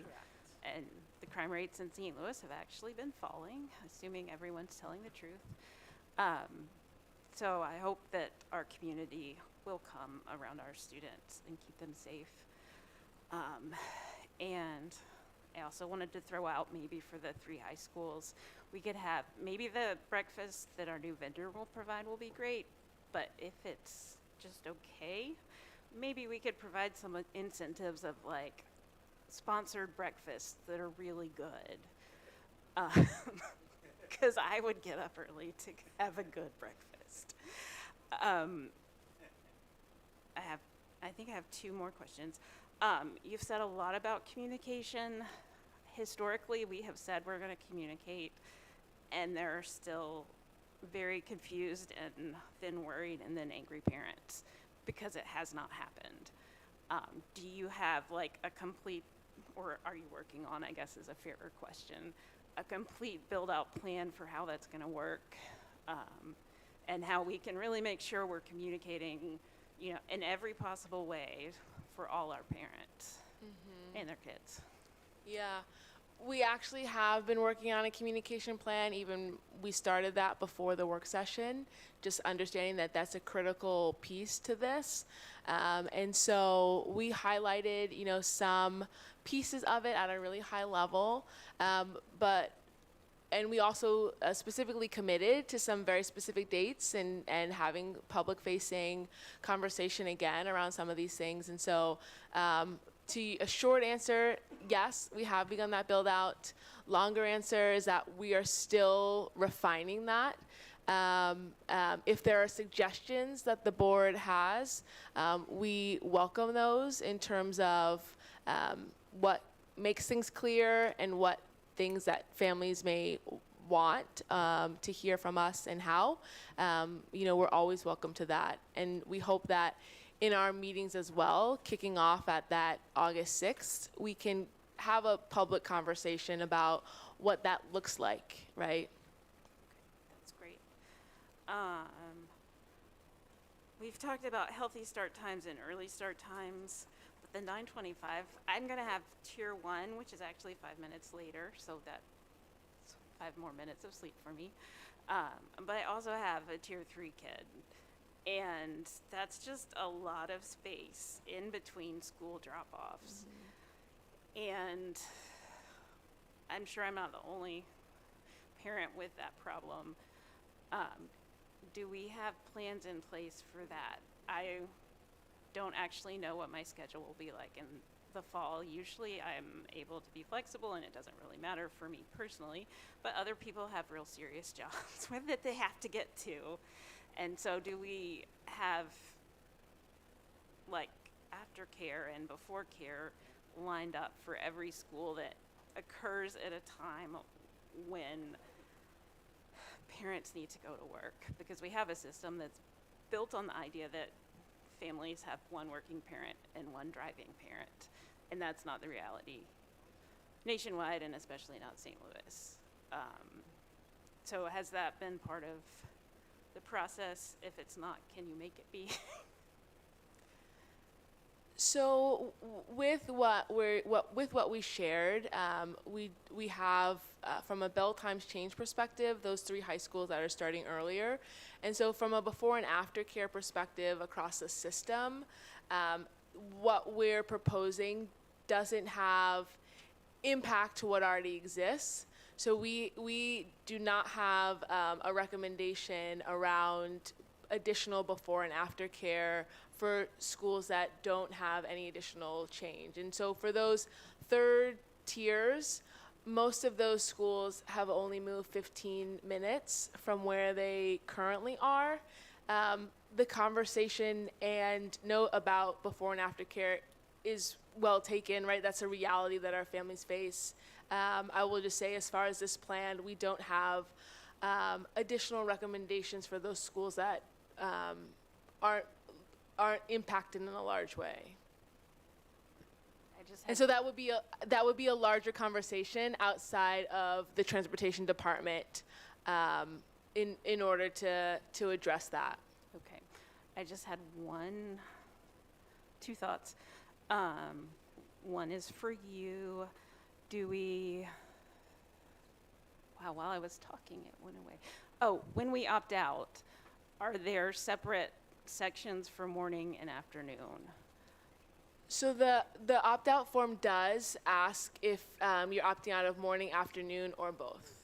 Okay, that's great, because having the buses take my kids home, it's really great. And then I also want to say, to the community, to the board, to the city, what we have here is a failure of leadership on so many different places and big spaces and little spaces, and it all goes back to the racism that has been in the school district and has been in the city. We have all these extra magnet schools because of the desegregation plan. We have people leaving the city because we have, like Ms. Donna said, we don't care about families that much, and we especially don't care about Black families. And in the we, there is the whole city of St. Louis, especially the leadership. And we, the board, need to make decisions that will, all those hard decisions that we keep alluding to, that, it would be a lot more efficient if we had a lot fewer schools. And also, I don't think that the school district or the city is going to be able to become successful, to have people who want to live in it until we actually stop. And we need to take some time and repent and be like, this is real and it happened. And it feels like, when you drive on Grand and there's a spot where there's always cracks because that's where the streetcar was and they just paved over it. And when it gets hot, it expands. And Grand is always terrible to drive on. We need to go back and unpack all the things. And we need to repent. And if we don't repent, maybe we could reconcile. But this is a big city problem. It is the bus problem is nationwide, and also the way that St. Louis has responded to our original sin of racism, it has not been sufficient. And until we really get that figured out, I'm sure we had to have a desegregation agreement because Black children weren't getting the same services as white children. We have been a racist district. We are still having racist results. And I don't know how we get all this to happen, but we're not gonna be able to move forward until everyone addresses this, no matter who you are. If you're in leadership, you're a part of it. And we have to address it in real, meaningful ways. We have to dig up, well, actually, I'd rather have streetcars, but we have to dig up the streetcar tracks if we want to have smooth roads. And we have not done that work yet. So that's my call to the city and the district. Thank you, Board and our Member Hubbard. neighbors. Board Member Sadie, did you have something? Yes, I'll try to make this brief, but first, First is, do we have a list of how many vehicles each of our 19 transportation providers are providing? We're going to have that list. We will have the list. We're talking to them. Some of them have even increased the number of fleet that was originally requested for the RFP submission. So we're getting the list because we're having conversation with the individual vendor. So we're compiling the list, but it's not full yet. Okay. Yeah. It would be great to be able to see that breakdown of yeah. each provider, a little bit about them, and how many vehicles they are providing. We'll furnish that. Thank you so much. And then back to the Metro conversation, could you all provide a synopsis of how the conversations with Metro have been going since our last conversation? The question about how the conversations with Metro have been going. Do you want me to keep going? Yeah. So I also just want to make one quick point about the last piece. So, and this is just a clarifying in terms of tonight. In order for us, though, to nail down, so providers have let us know how many vehicles they have available and then what their potential max could be. In order for us to be able to, kind of finalize that, we do need to figure out what our structure is going to be from a route perspective. So that's why this conversation is important for us to be able to go back to them and say, this is how much we want from each based off of how many routes we're going to need. As far as the conversation with Metro, since we last spoke last week, we had actually prior to the meeting that we had last week, given them an initial set of data around the students who would be suggested to go on Metro based off this criteria. And they were able to look at that along with their existing routes. They also let us know that starting on June 17th, they added more service. And so 4 times across the year, they look at ridership from previous and make adjustments to the amount of vehicles that they have and the time of which they come to stops. So that means the overall time that a student would be waiting at many of these suggested stops in these routes would be a lot shorter than initially thought when we had our first conversation. They do believe that based off the numbers that we gave them, they can support that on Metro. And so we also just talked about some backup plans on their side and on our side. We do look at ourselves as partners, and so we don't want to be in a position where they don't feel prepared, and same. So we are continuing to talk about, what that, first week looks like and just being able to see the flow and ensuring that that goes as smooth as possible. But we felt very optimistic about our conversation. Thank you. Board Member Heights. I'll be short, I promise. I just have 2. I do appreciate the fact that we are having tracking and GPS.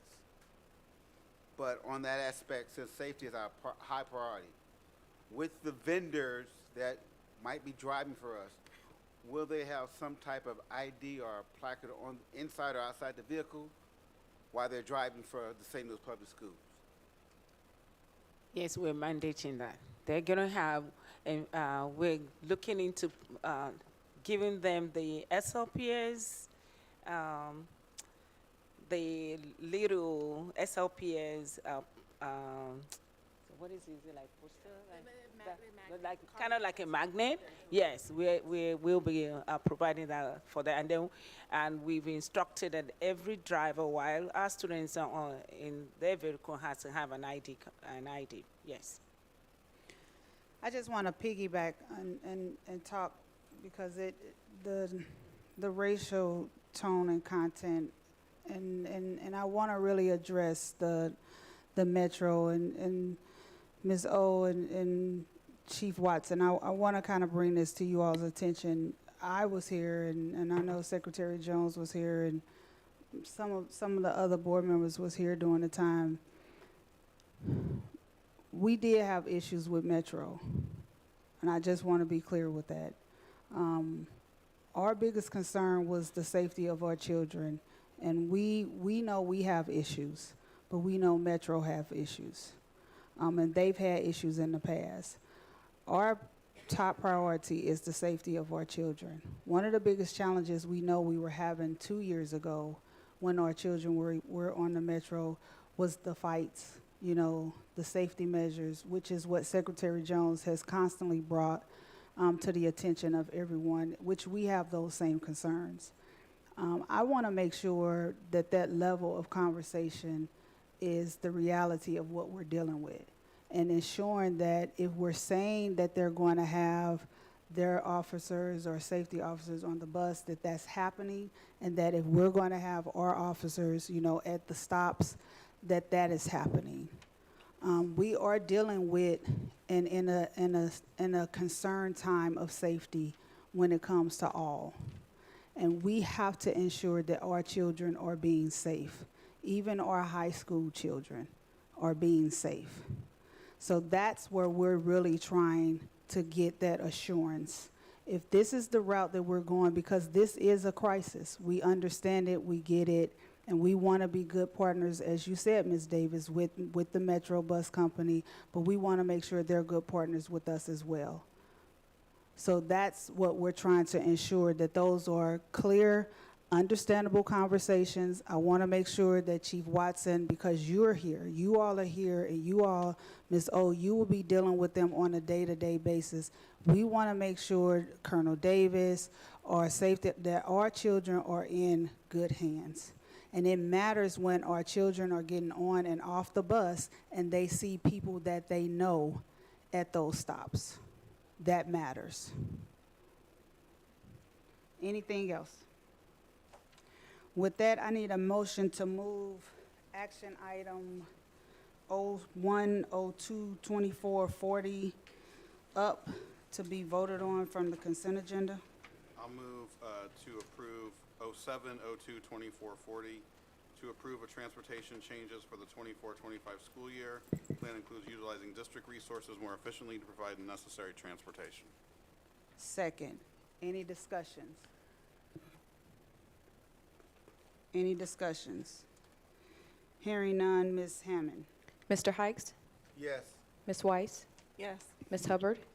Yes. Ms. Jones? Yes. Mr. Davis? Yes. Ms. Cousins? Yes. Motion passed. Dr. Scarlett. Wait a minute, this is Natalie. Yes, just I in would like to closing. record an abstention. I'm sorry, Ms. Hammond, Natalie is on the, Ms. Val? I'm sorry, you're right, Ms. Val. My I'm sorry. apologies. Ms. Val? Hey, that's okay. I would like to record an abstention, please. Speak up, Ms. Val. Abstain. I'd She like to abstained. record an abstention on the record. Got it. Motion passed. Thank you. Dr. Scarlett. Yeah, thank you. Just in closing, I want to thank our transportation team, even as it's evolving, and staff. You all have just been relentless in your work, those present in the room and those who are listening. I also want to thank our staff, our board, and just broader community. There's just been unwavering dedication and resilience really during this challenging time.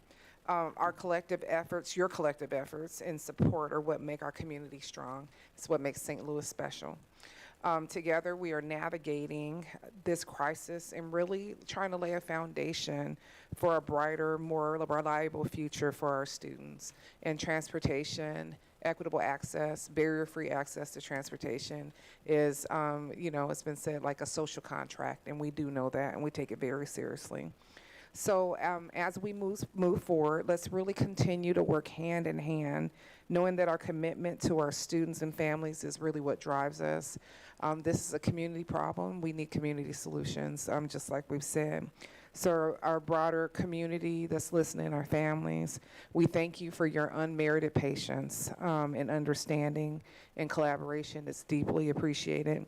And just thank you once again for being a part of this incredible community. And we will overcome this challenge and build a transportation system that is really will serve our children, that our children are worthy of so much more than we can do for them. So thank you. Thank you once again. Now we'll move to the consent agenda, July consent agenda. there any items to be pulled for the July consent agenda? Could pull 0702-2424.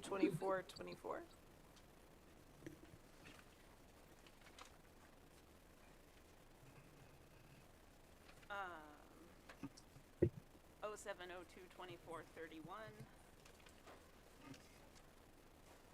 And I have a question about about 01. I'd like to pull 07, 02, 24, 01. And a couple others.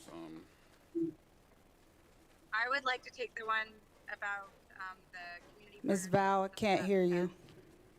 Separately, please.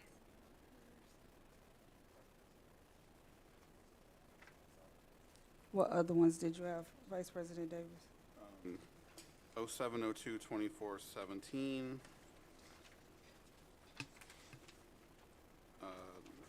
She already said 24, 25.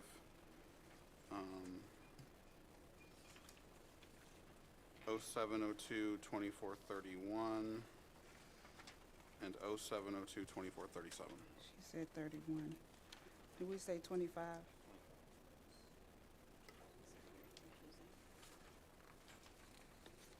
Did you get Ms. Val?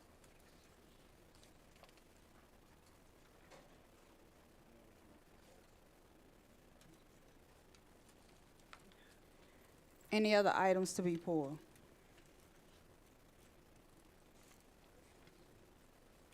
Ms. Val?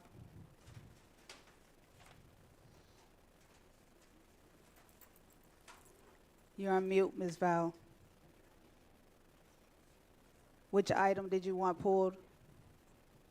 I am not sure if there's any sound going on, but I cannot hear anything.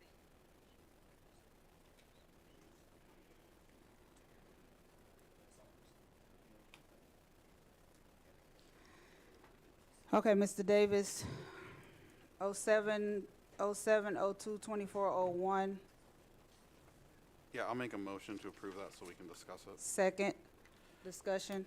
Yeah, this is the item to approve a single source contract with Wright and Associates. It's for an amount for district money not to exceed 1.25 million, and then it is anticipated external fundraising will provide an additional 4.75 million for implementation of future phases. I know all the board members have received information from Mr. Wright in individual meetings. He's presented a couple times to the board. I do appreciate the, sort of the bold vision to really go and do some work in restructuring the district. I am uncomfortable with the price, particularly given our current budget situation, and I'm very uncomfortable with the sort of additional price that is to be determined on how it's going to be paid for. So that's just my objection to this amount. Any other discussions? Board Member Hubbard. Similar to Matt, I wondered, we have maybe 1.25 in the fund balance, but if we don't have the additional funds raised from other people, like, is there a opt-out thing where we definitely are only going to do 1.2 from the district? That is my biggest concern.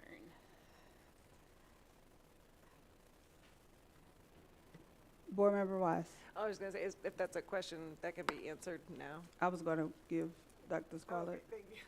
Dr. Scarlett. Yes, it is. I do understand about our budget situation and that we are operating in our fund balance across the budget due to some hikes in our operating costs. And it is accurate that there would be fundraising for the additional amount. There would not be another contract revision coming to the board asking for more resources for that. It is to be able to get started with the transformation accelerator positions that we discussed. Any other discussions? Secretary Jones? Any other discussions? Board Member Hikes, Ms. Hammond. Mr. Hikes? No. Ms. Weiss? Yes. Ms. Hubbard? Yes. Ms. Val?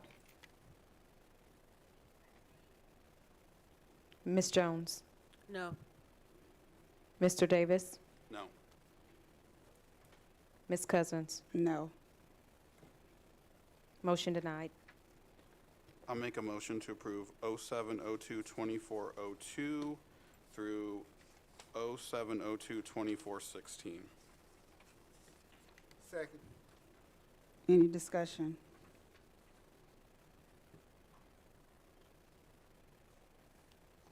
Ms. Hammond. Mr. Hikes? Yes. Ms. Weiss? Yes. Ms. Hubbard? Yes. Ms. Val? Ms. Jones? Abstain. Mr. Davis? Yes. Ms. Cousins? Yes. Motion passed. 0702-2417, I'll make a motion to approve that item. discussion. Yeah, this is to approve a contract renewal with Ideal Landscape Management to provide snow removal and grounds maintenance services in select district schools and buildings for July 1st, 2024 through June 30th, 2025 at a cost not to exceed approximately $1.3 million. Mr. Watson, my question on this is there's a number of items on this agenda. It's that time of year where, you know, it's a lot of maintenance and grounds, materials, services, things like that. My question about this one is it looked like from board docs, and granted we got the board docs information pretty late, this will be the 5th year, according to board docs, that this group has been providing these services, and I don't see anywhere in board docs that it has been bid in the last 5 years. I can give you that information when we had this out for RFP, but I think the most recent, I'll get you the accurate information in terms of when this was out for RFP. But generally, we do a multi-year contract, in particular to a lot of our service contracts, but I'll provide that information to the board. Right, and I appreciate in most of these items, I think everyone but this one, where there's a multi-year contract in the board docs description and information, it says first of 3 years, second of 3 years, last year of a 3-year contract. That's very helpful to us, especially for large item service projects, and particularly ones, you know, that kind of over $1 million threshold. I think that just good transparency is to have that. But is it your understanding you think that this has been put out for RFP in the last 5 years and they've just won the bid? Yes, okay. That is my understanding that this has been put out for RFP. I will at least say within probably 3 or 4 years ago. So this will likely be the final year of their contract. Okay. I'd like to offer an amendment to this item. I'd like to move that, you know, with approval, that this be put out to bid for the next calendar year for the 25-26. There's a second, Ms. Val. Any other discussions? Ms. Hammond. Mr. Hikes? Yes. Ms. Weiss? Yes. Ms. Hubbard? Yes. Ms. Val? Ms. Jones? Yes. Mr. Davis?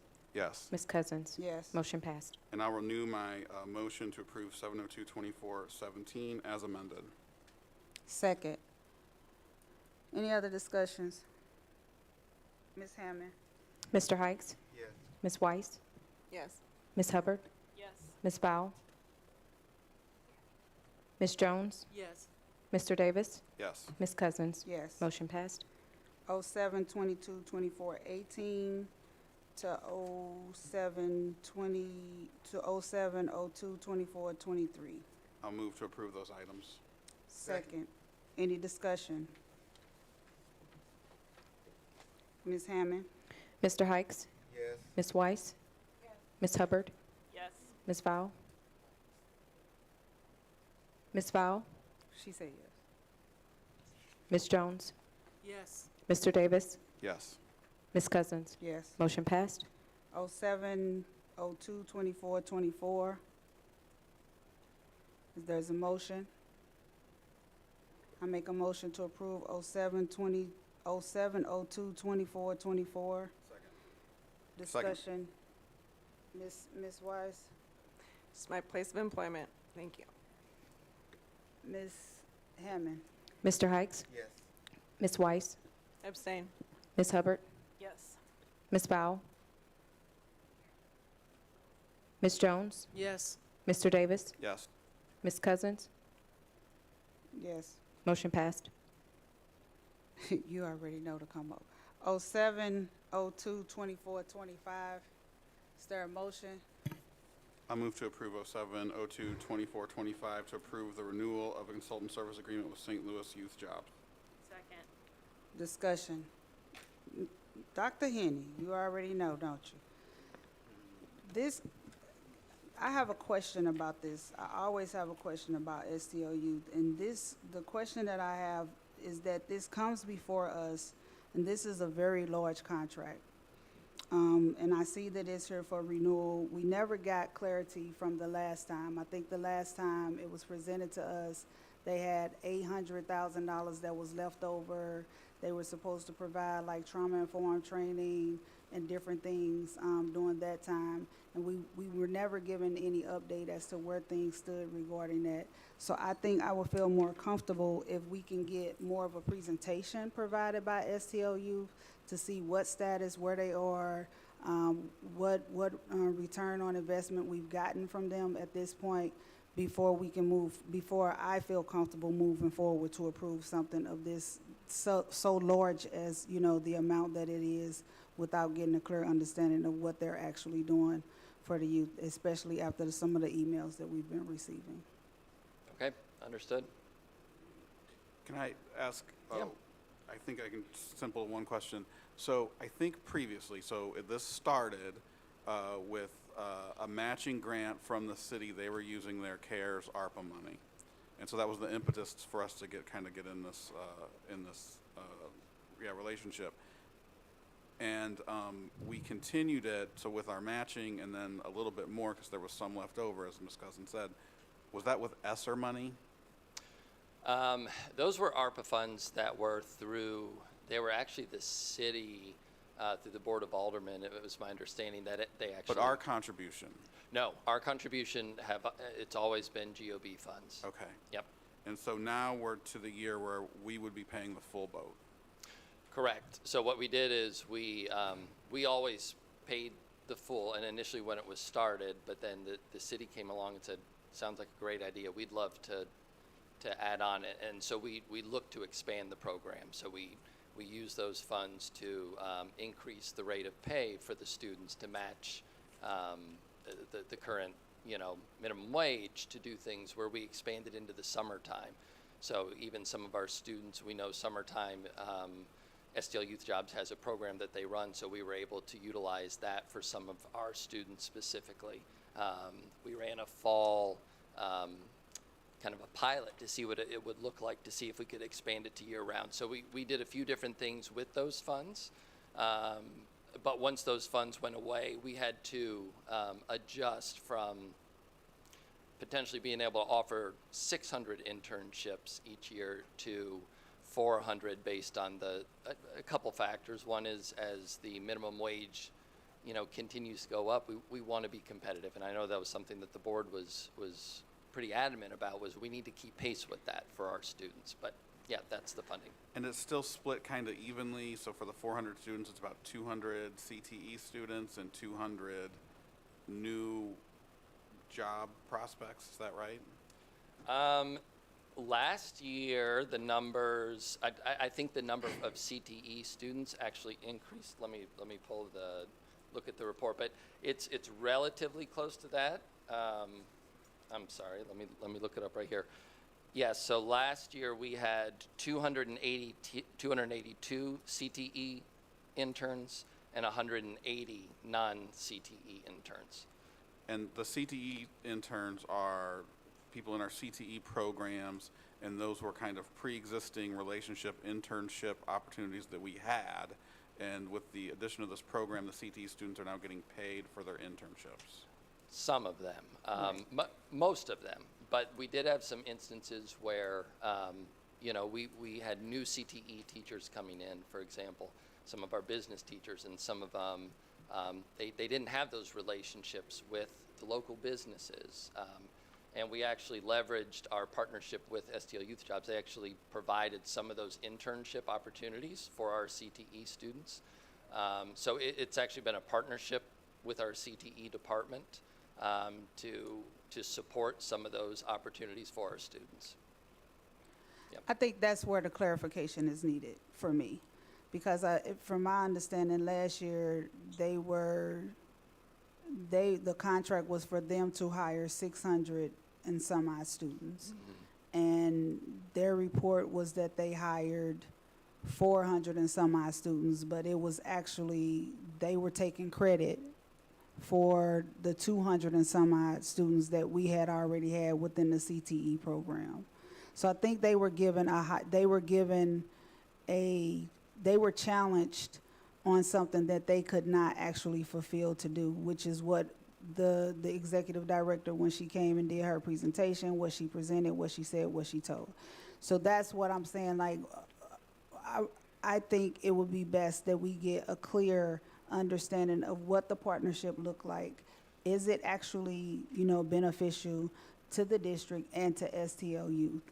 Sure. Right now, we just received notice, even from the executive director, that they have over 900 and some odd kids on a waiting list to be hired this summer. So that, because they're not getting enough funding. So it's kind of like, how is this benefiting the district and what we're trying to do? Yeah, no, those are good questions, and I think part of what is what happens during the summer is that's their summer programming. It doesn't really fit in with our funding, but what they've done is given our students opportunities to participate in that, and even some of our summer programming, they've carved out some special support for our students. So like one of our CTE programs does a cybersecurity over the summer during summer school. I think it's been highlighted here before. So they actually work to help support those students and incorporate them into the internship experience over the summer. So there are some things that expand, but part of it is just a result of the relationship that we've had with them. Is it is beneficial to our students. There is a huge need. I mean, the fact they have 900 students that are on this wait list. I mean, there are many parents that are looking for their children to participate in meaningful internship experiences, which is great. But yeah, I think definitely if the board recommends that we come back with a presentation to clarify some of those things, I'd be more than happy to do that. So that's absolutely, yeah. Any other questions? Board Member Hikes. How much involvement do SLPS have in the program? Are we just, with all due respect, are we just giving them kids and what happens, or are we there during the whole process? Yeah, good question. We're there during the whole process.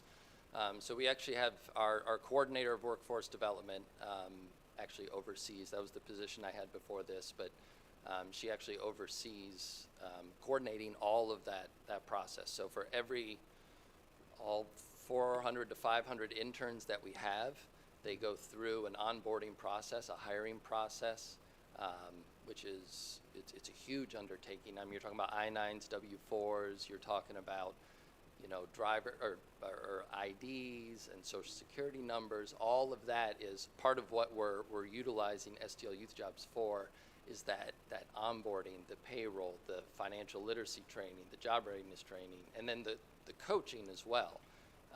So of this, you know, 1.6 million, about 800,000 is the actual salaries of the students, and then you have so that's over 50%, and then you have the salaries of those job coaches and the support and the payroll that is directly connecting with those students.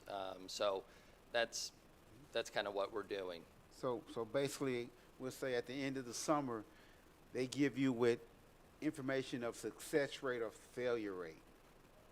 Yes, absolutely. So they have an executive summary that they provide for us at the end of. They have a third party that actually does a program evaluation. We have our own measures that we look at as a department. So we look at things like how many students, and we get feedback. They get feedback from the participants. They get feedback from the businesses. I mean, that's a big part too. You're talking about, students at over 100+ sites, and so the businesses, they have to be managed as well. And some are CTE, and some are not, and some are actually both. So it's navigating that relationship. Yeah. Yep. One thing I've always struggled with, and I've asked this question multiple times, and it never really changes, is so the original concept of STL Youth Jobs was the employer participated in the program, the employer paid because they're getting interns. And ours has always been set up where the taxpayer pays for our students to go and provide work, and you use the word businesses. Right. And so I assume that they're providing work of value to these businesses. Yep. So why haven't the businesses ponied up to share some of this cost? It's an excellent question, and that's so part of what we're doing this summer is we're actually piloting with the foundation some direct business where they are providing funds, and we're actually kind of running that model with a smaller group of students, and we're doing it over the summer school because I think that's part of the future of this is for us to say to businesses, look, this is something for you to invest in our children and invest in the future of the region. So I'm 100% with you, but I think that's something we have to coordinate that effort and create a mechanism for them to actually, to give us the money and the funds to support this. So those are things we are looking at. There's other things we're looking at too. Are there certain aspects that we can handle as a district? Right now, the payroll department and HR department has said, please do not try to have us hire on 500 kids at 150 different locations. They've just said, we're struggling to hire on our own staff. And the payroll is like, oh my gosh. And insurance-wise, our payroll providers through STL Youth Jobs provide the insurance. We're self-insured. So if we were to take some of those things on, it's, and it's not that, and again, I know we've had some of these conversations. I think we're definitely open to exploring those things. And I think we would be foolish not to explore them in partnership and with the advice of our partners, STL Youth Jobs and Urban League and the City of St. Louis, and to look at some of those things. Right now, our capacity as a district, the evaluation has been with our current payroll structures, and some of those things are changing. Wonderful. That's amazing, but they're not there yet. And so I think those are conversations for us to explore. But in terms of being able to provide students an opportunity to have internships, without this partnership, it'd be difficult. But I think there's value in clarity, and so yes, if the board says, hey, please come back with a presentation, we want to see these things in more detail, then we'll absolutely do that. And I think it will help to have them here to answer some of the questions, because to my understanding, part of what I thought the way it was set up from what Vice President Davis is saying is for 6 weeks, the district or the students are paid, and then after the 6 weeks, then that business that they partner with takes over, and then they pay.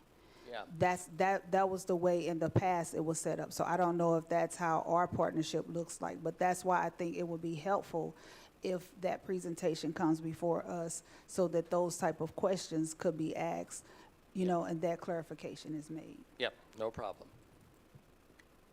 Any other questions? Thank you. So it's safe we're tabling this? I will withdraw my motion. Thank you. I'll move to approve 07-02-24-26 through 07-02-24-30. Second. Any discussions? Ms. Hammond? Mr. Hikes? Yes. Ms. Weiss? Yes. Ms. Hubbard? Yes. Ms. Fowl? Yes. Ms. Jones? Yes. Mr. Davis? Yes. Ms. Cousins? Yes. Motion's passed. 07-02-24-31. Motion to approve. So moved. Discussion. Second. It's already been second, it's discussion. That's on you, Ms. Hubbard. Oh, sorry. I was just hoping for, well, this one is slightly different from the ones that I thought it was. Sort of a high-level picture of what these improvement projects will be. The one, I thought this was the one that was about the work on 801. But it's different, so I'm sorry. So I think, Ms. Hubbard, I had the same question. So I looked at the previous agenda. There was 07-2-24-31 and 07-02-24-32, which was similar RFQ for architects for 801. That seems to have gone away. So I had the same question. What's going on with this consent agenda? A lot of moving pieces. So, the one that we're referring to is a toolkit. I think the one that you're referring to for central office, we pulled that one so that we can further explore those proposals. We have received those proposals. I think we had 7 proposals seven proposals that were submitted in response to that RFQ. And after we looked at some of the proposals, we need further discussion, so that particular one was pulled from the agenda for central office. Okay. So can you speak on this one? 31.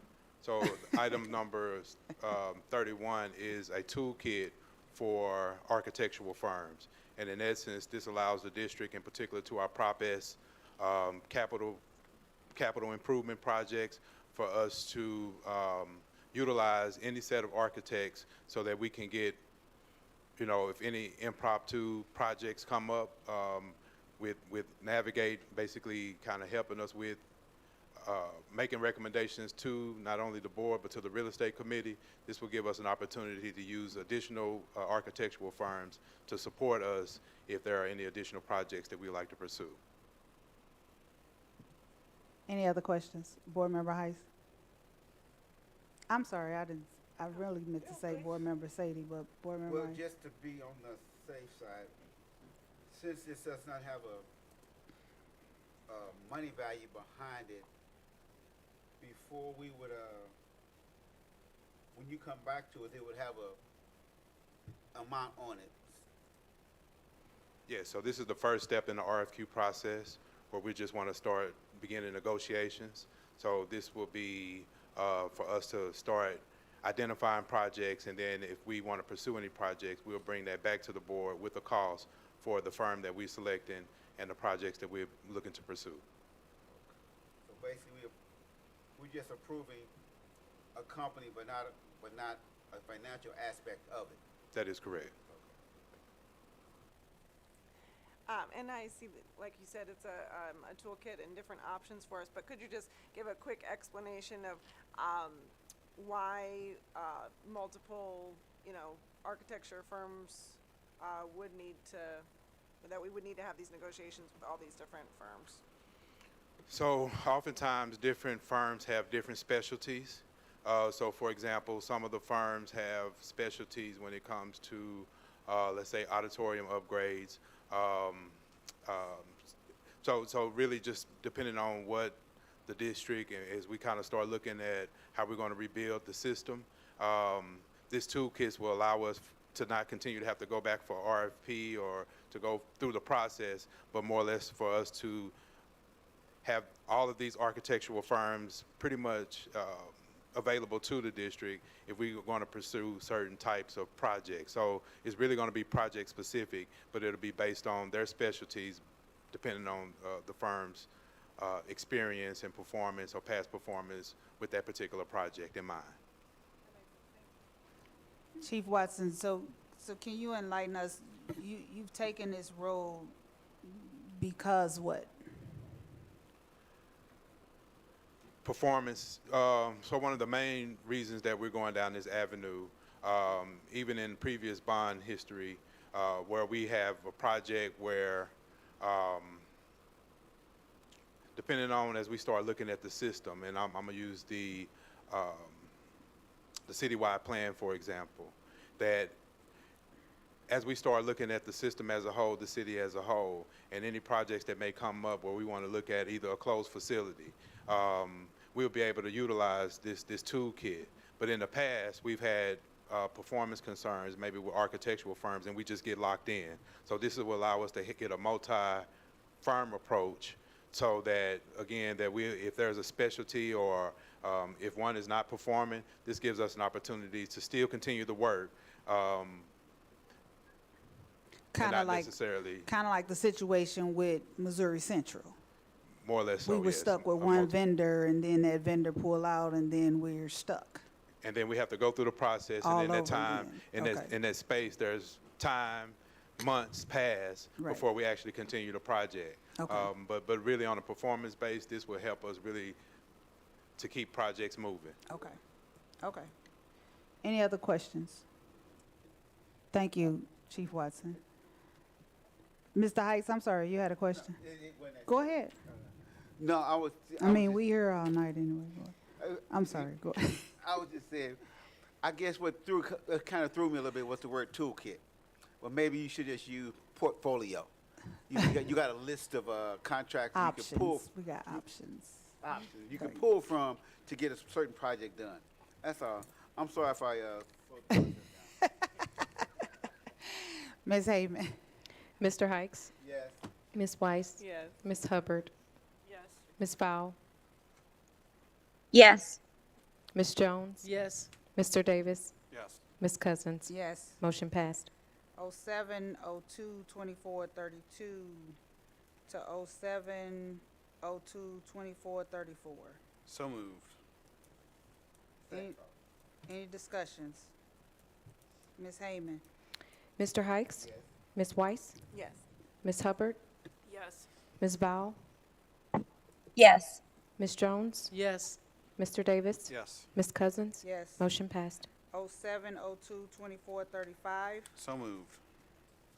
Discussion. Ms. Val? Yeah. Yes. Can you clarify what chess means on that? Is that the St. Louis Chess Club, or what organization is that? Ms. Aaron? Yes, good evening. I apologize, I did put my shorthand on there. That is the Chess Hall of Fame, and they would be providing services before and after school. Thank you. Any other discussions? Ms. Hayman? Mr. Hikes? Ms. Weiss? Yes. Ms. Hubbard? Yes. Ms. Val? Ms. Val? Abstain. Ms. Jones? Yes. Mr. Davis? Yes. Ms. Cousins? Yes. Motion passed. 07, 02, 24, 36. So moved. Any discussions? Ms. Hayman? Mr. Hikes? Ms. Weiss? Yes. Ms. Hubbard? Yes. Ms. Val? Yes. Ms. Jones? Mr. Davis? Yes. Ms. Cousins? Yes. Motion passed. 07, 02, 24, 37. Second. So moved. Is there a second? Any discussions? Pulled. Yes, I have, so this is to approve a contract renewal with SMJ Communications, providing consulting services for July 15th through January 15th at a cost not to exceed $67,500. This is a renewal of a contract which was 6 months and then extended. It's for communications, public relations, communications, strategic communications. If we're going this route, that we're going to have on retainer a PR firm, I think that this needs to be bid and I think that we need to open this up for not doing a sole source, but opening up for a bid. And I also think in doing so, it may be advisable to look at local options. Looking at the performance review of this vendor, and while I've seen some of their work and they do very well, I feel like we're missing something in the fact that they're not here and have a big learning curve, particularly when it comes to media. I mean, the media issues that we've been having the last couple months have been really kind of unfortunate, a lot of unforced errors, and I just wonder if looking for a local, more experienced, more connected PR firm might be better. But just that said, if we're going for 6-month yearly professional services contracts, I think it needs to be bid.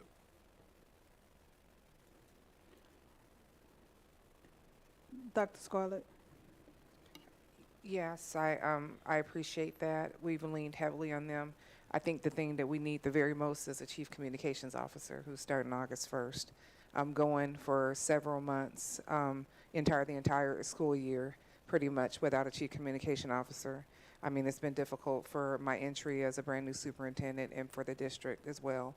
And as talented as different people in our district are, having that specific skill set for a large urban school district. And when I say large, not population, but our footprint is large, and our impact, I think even nationally, is large. So that's perhaps the biggest issue, because they need to work in partnership with a strong, chief communication officer, and along with the team as well. So, but I'm hear what you have to say about just understanding the local politics, and so absolutely.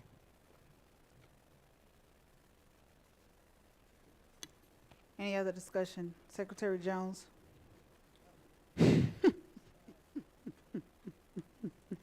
Ms. Haven? Mr. Hikes? Yes. Ms. Weiss? No. Ms. Hubbard? Yes. Ms. Bow? No. Ms. Jones? No. Mr. Davis? No. Ms. Cousins? Yes. Motion failed. 07. Hold on. I would like to offer a motion to put that out for RFP. Matt, do you want to put that in the form of a motion? I didn't hear you. I'm sorry.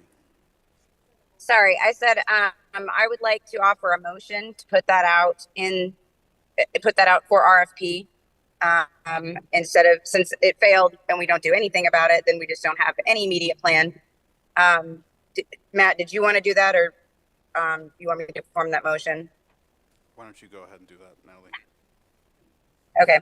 So then I make a motion to put that out for RFP as quickly as possible, and hopefully have it on the next consent agenda as an item to be voted on at that time. Second. Mr. Hikes? Yes. Ms. Weiss? Yes. Ms. Hubbard? Yes. Ms. Bow? Yes. Ms. Jones? Yes. Mr. Davis? Yes. Ms. Cousins? Yes. Motion passed. 07, 02, 24, 38 to 07, 02, 24, 39. So moved. Second. Any discussions? Ms. Hayman, I'm sorry. Mr. Hikes? Yes. Ms. Weiss? Ms. Hubbard? Yes. Ms. Fowl? Yes. Ms. Jones? Yes. Yes. Mr. Davis? Yes. Ms. Cousins? Motion passed.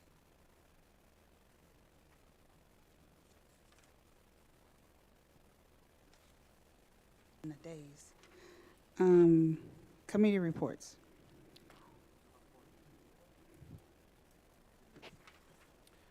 We had a legislative committee meeting last Tuesday where we had a report from Mr. Carroll about sort of a wrap-up of the legislative session. We also did talk about legislative priorities, which will be forming for the next legislative meeting, which will be at the end of this month. We also had our first governance committee where we've sort of set an outline for the work of that committee. And Ms. Weiss, remind me, when's our next governance committee meeting? July 15th. Okay, I got to write that down. July 15th at 4 o'clock.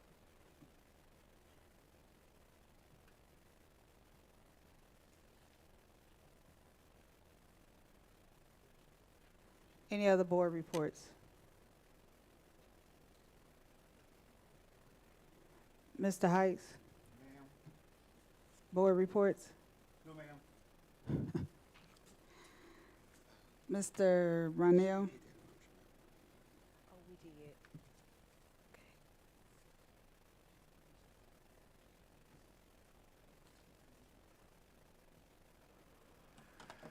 Good evening. Thank you so much, Board President Cousins, Vice President Davis, to our hardworking board, and to our illustrious superintendent. Our board procedures are as follows. We will continue to enforce guidelines for public comments. We have abided by those guidelines, and I want to reiterate just a few things.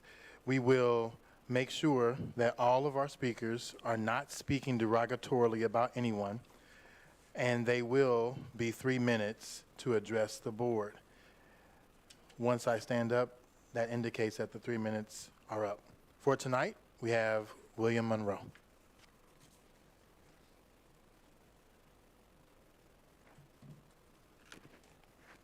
Good evening. This board must be held to account. I'm requesting that these questions be responded in writing as the board policy. This board has granted a bunch of no-bid contracts. What's the total number of no-bid contracts and the amount of all the no-bid contracts granted for the fiscal year 2024? This board missed their audit. Is it now complete? Was the $3.7 million withheld by the state released to the district? Have you finally posted the meeting minutes from all committees as they have been supposed to have been? Are you going to do anything about the abandoned SLPS properties wasting away in our communities, causing eyesores and economic blight? 87% of black children were not reading on grade level according to the last MAP testing. What are you doing district-wide to change this? Hazelwood and University City School Districts both have literacy goals set by their superintendents and boards. Or you're going to set a literacy goal as we have called for at this podium, and realize that you say that you will reply. You reply to no community response. I've been at this board, at this podium for decades, and you don't respond to the community. I want to announce again, and for the last 6 or 7 months, Bill Monroe is a candidate for the 2025 school board election. There needs to be a black man sitting at that podium unafraid of white supremacy as it seeks to do away with black participation in the public schools, and that's happening all across the United States. Bill Monroe is actively campaigning for a seat on that Board of Education. Thank you. How many minutes I got left? Time's up. Thank you. I need a motion to adjourn. I move to adjourn. Ms. Hayman? Mr. Hikes? Yes. Ms. Weiss? Ms. Hubbard? Yes. Ms. Val? Yes. Ms. Jones? Yes. Mr. Davis? Yes. Ms. Cousins? Yes. Meeting adjourned.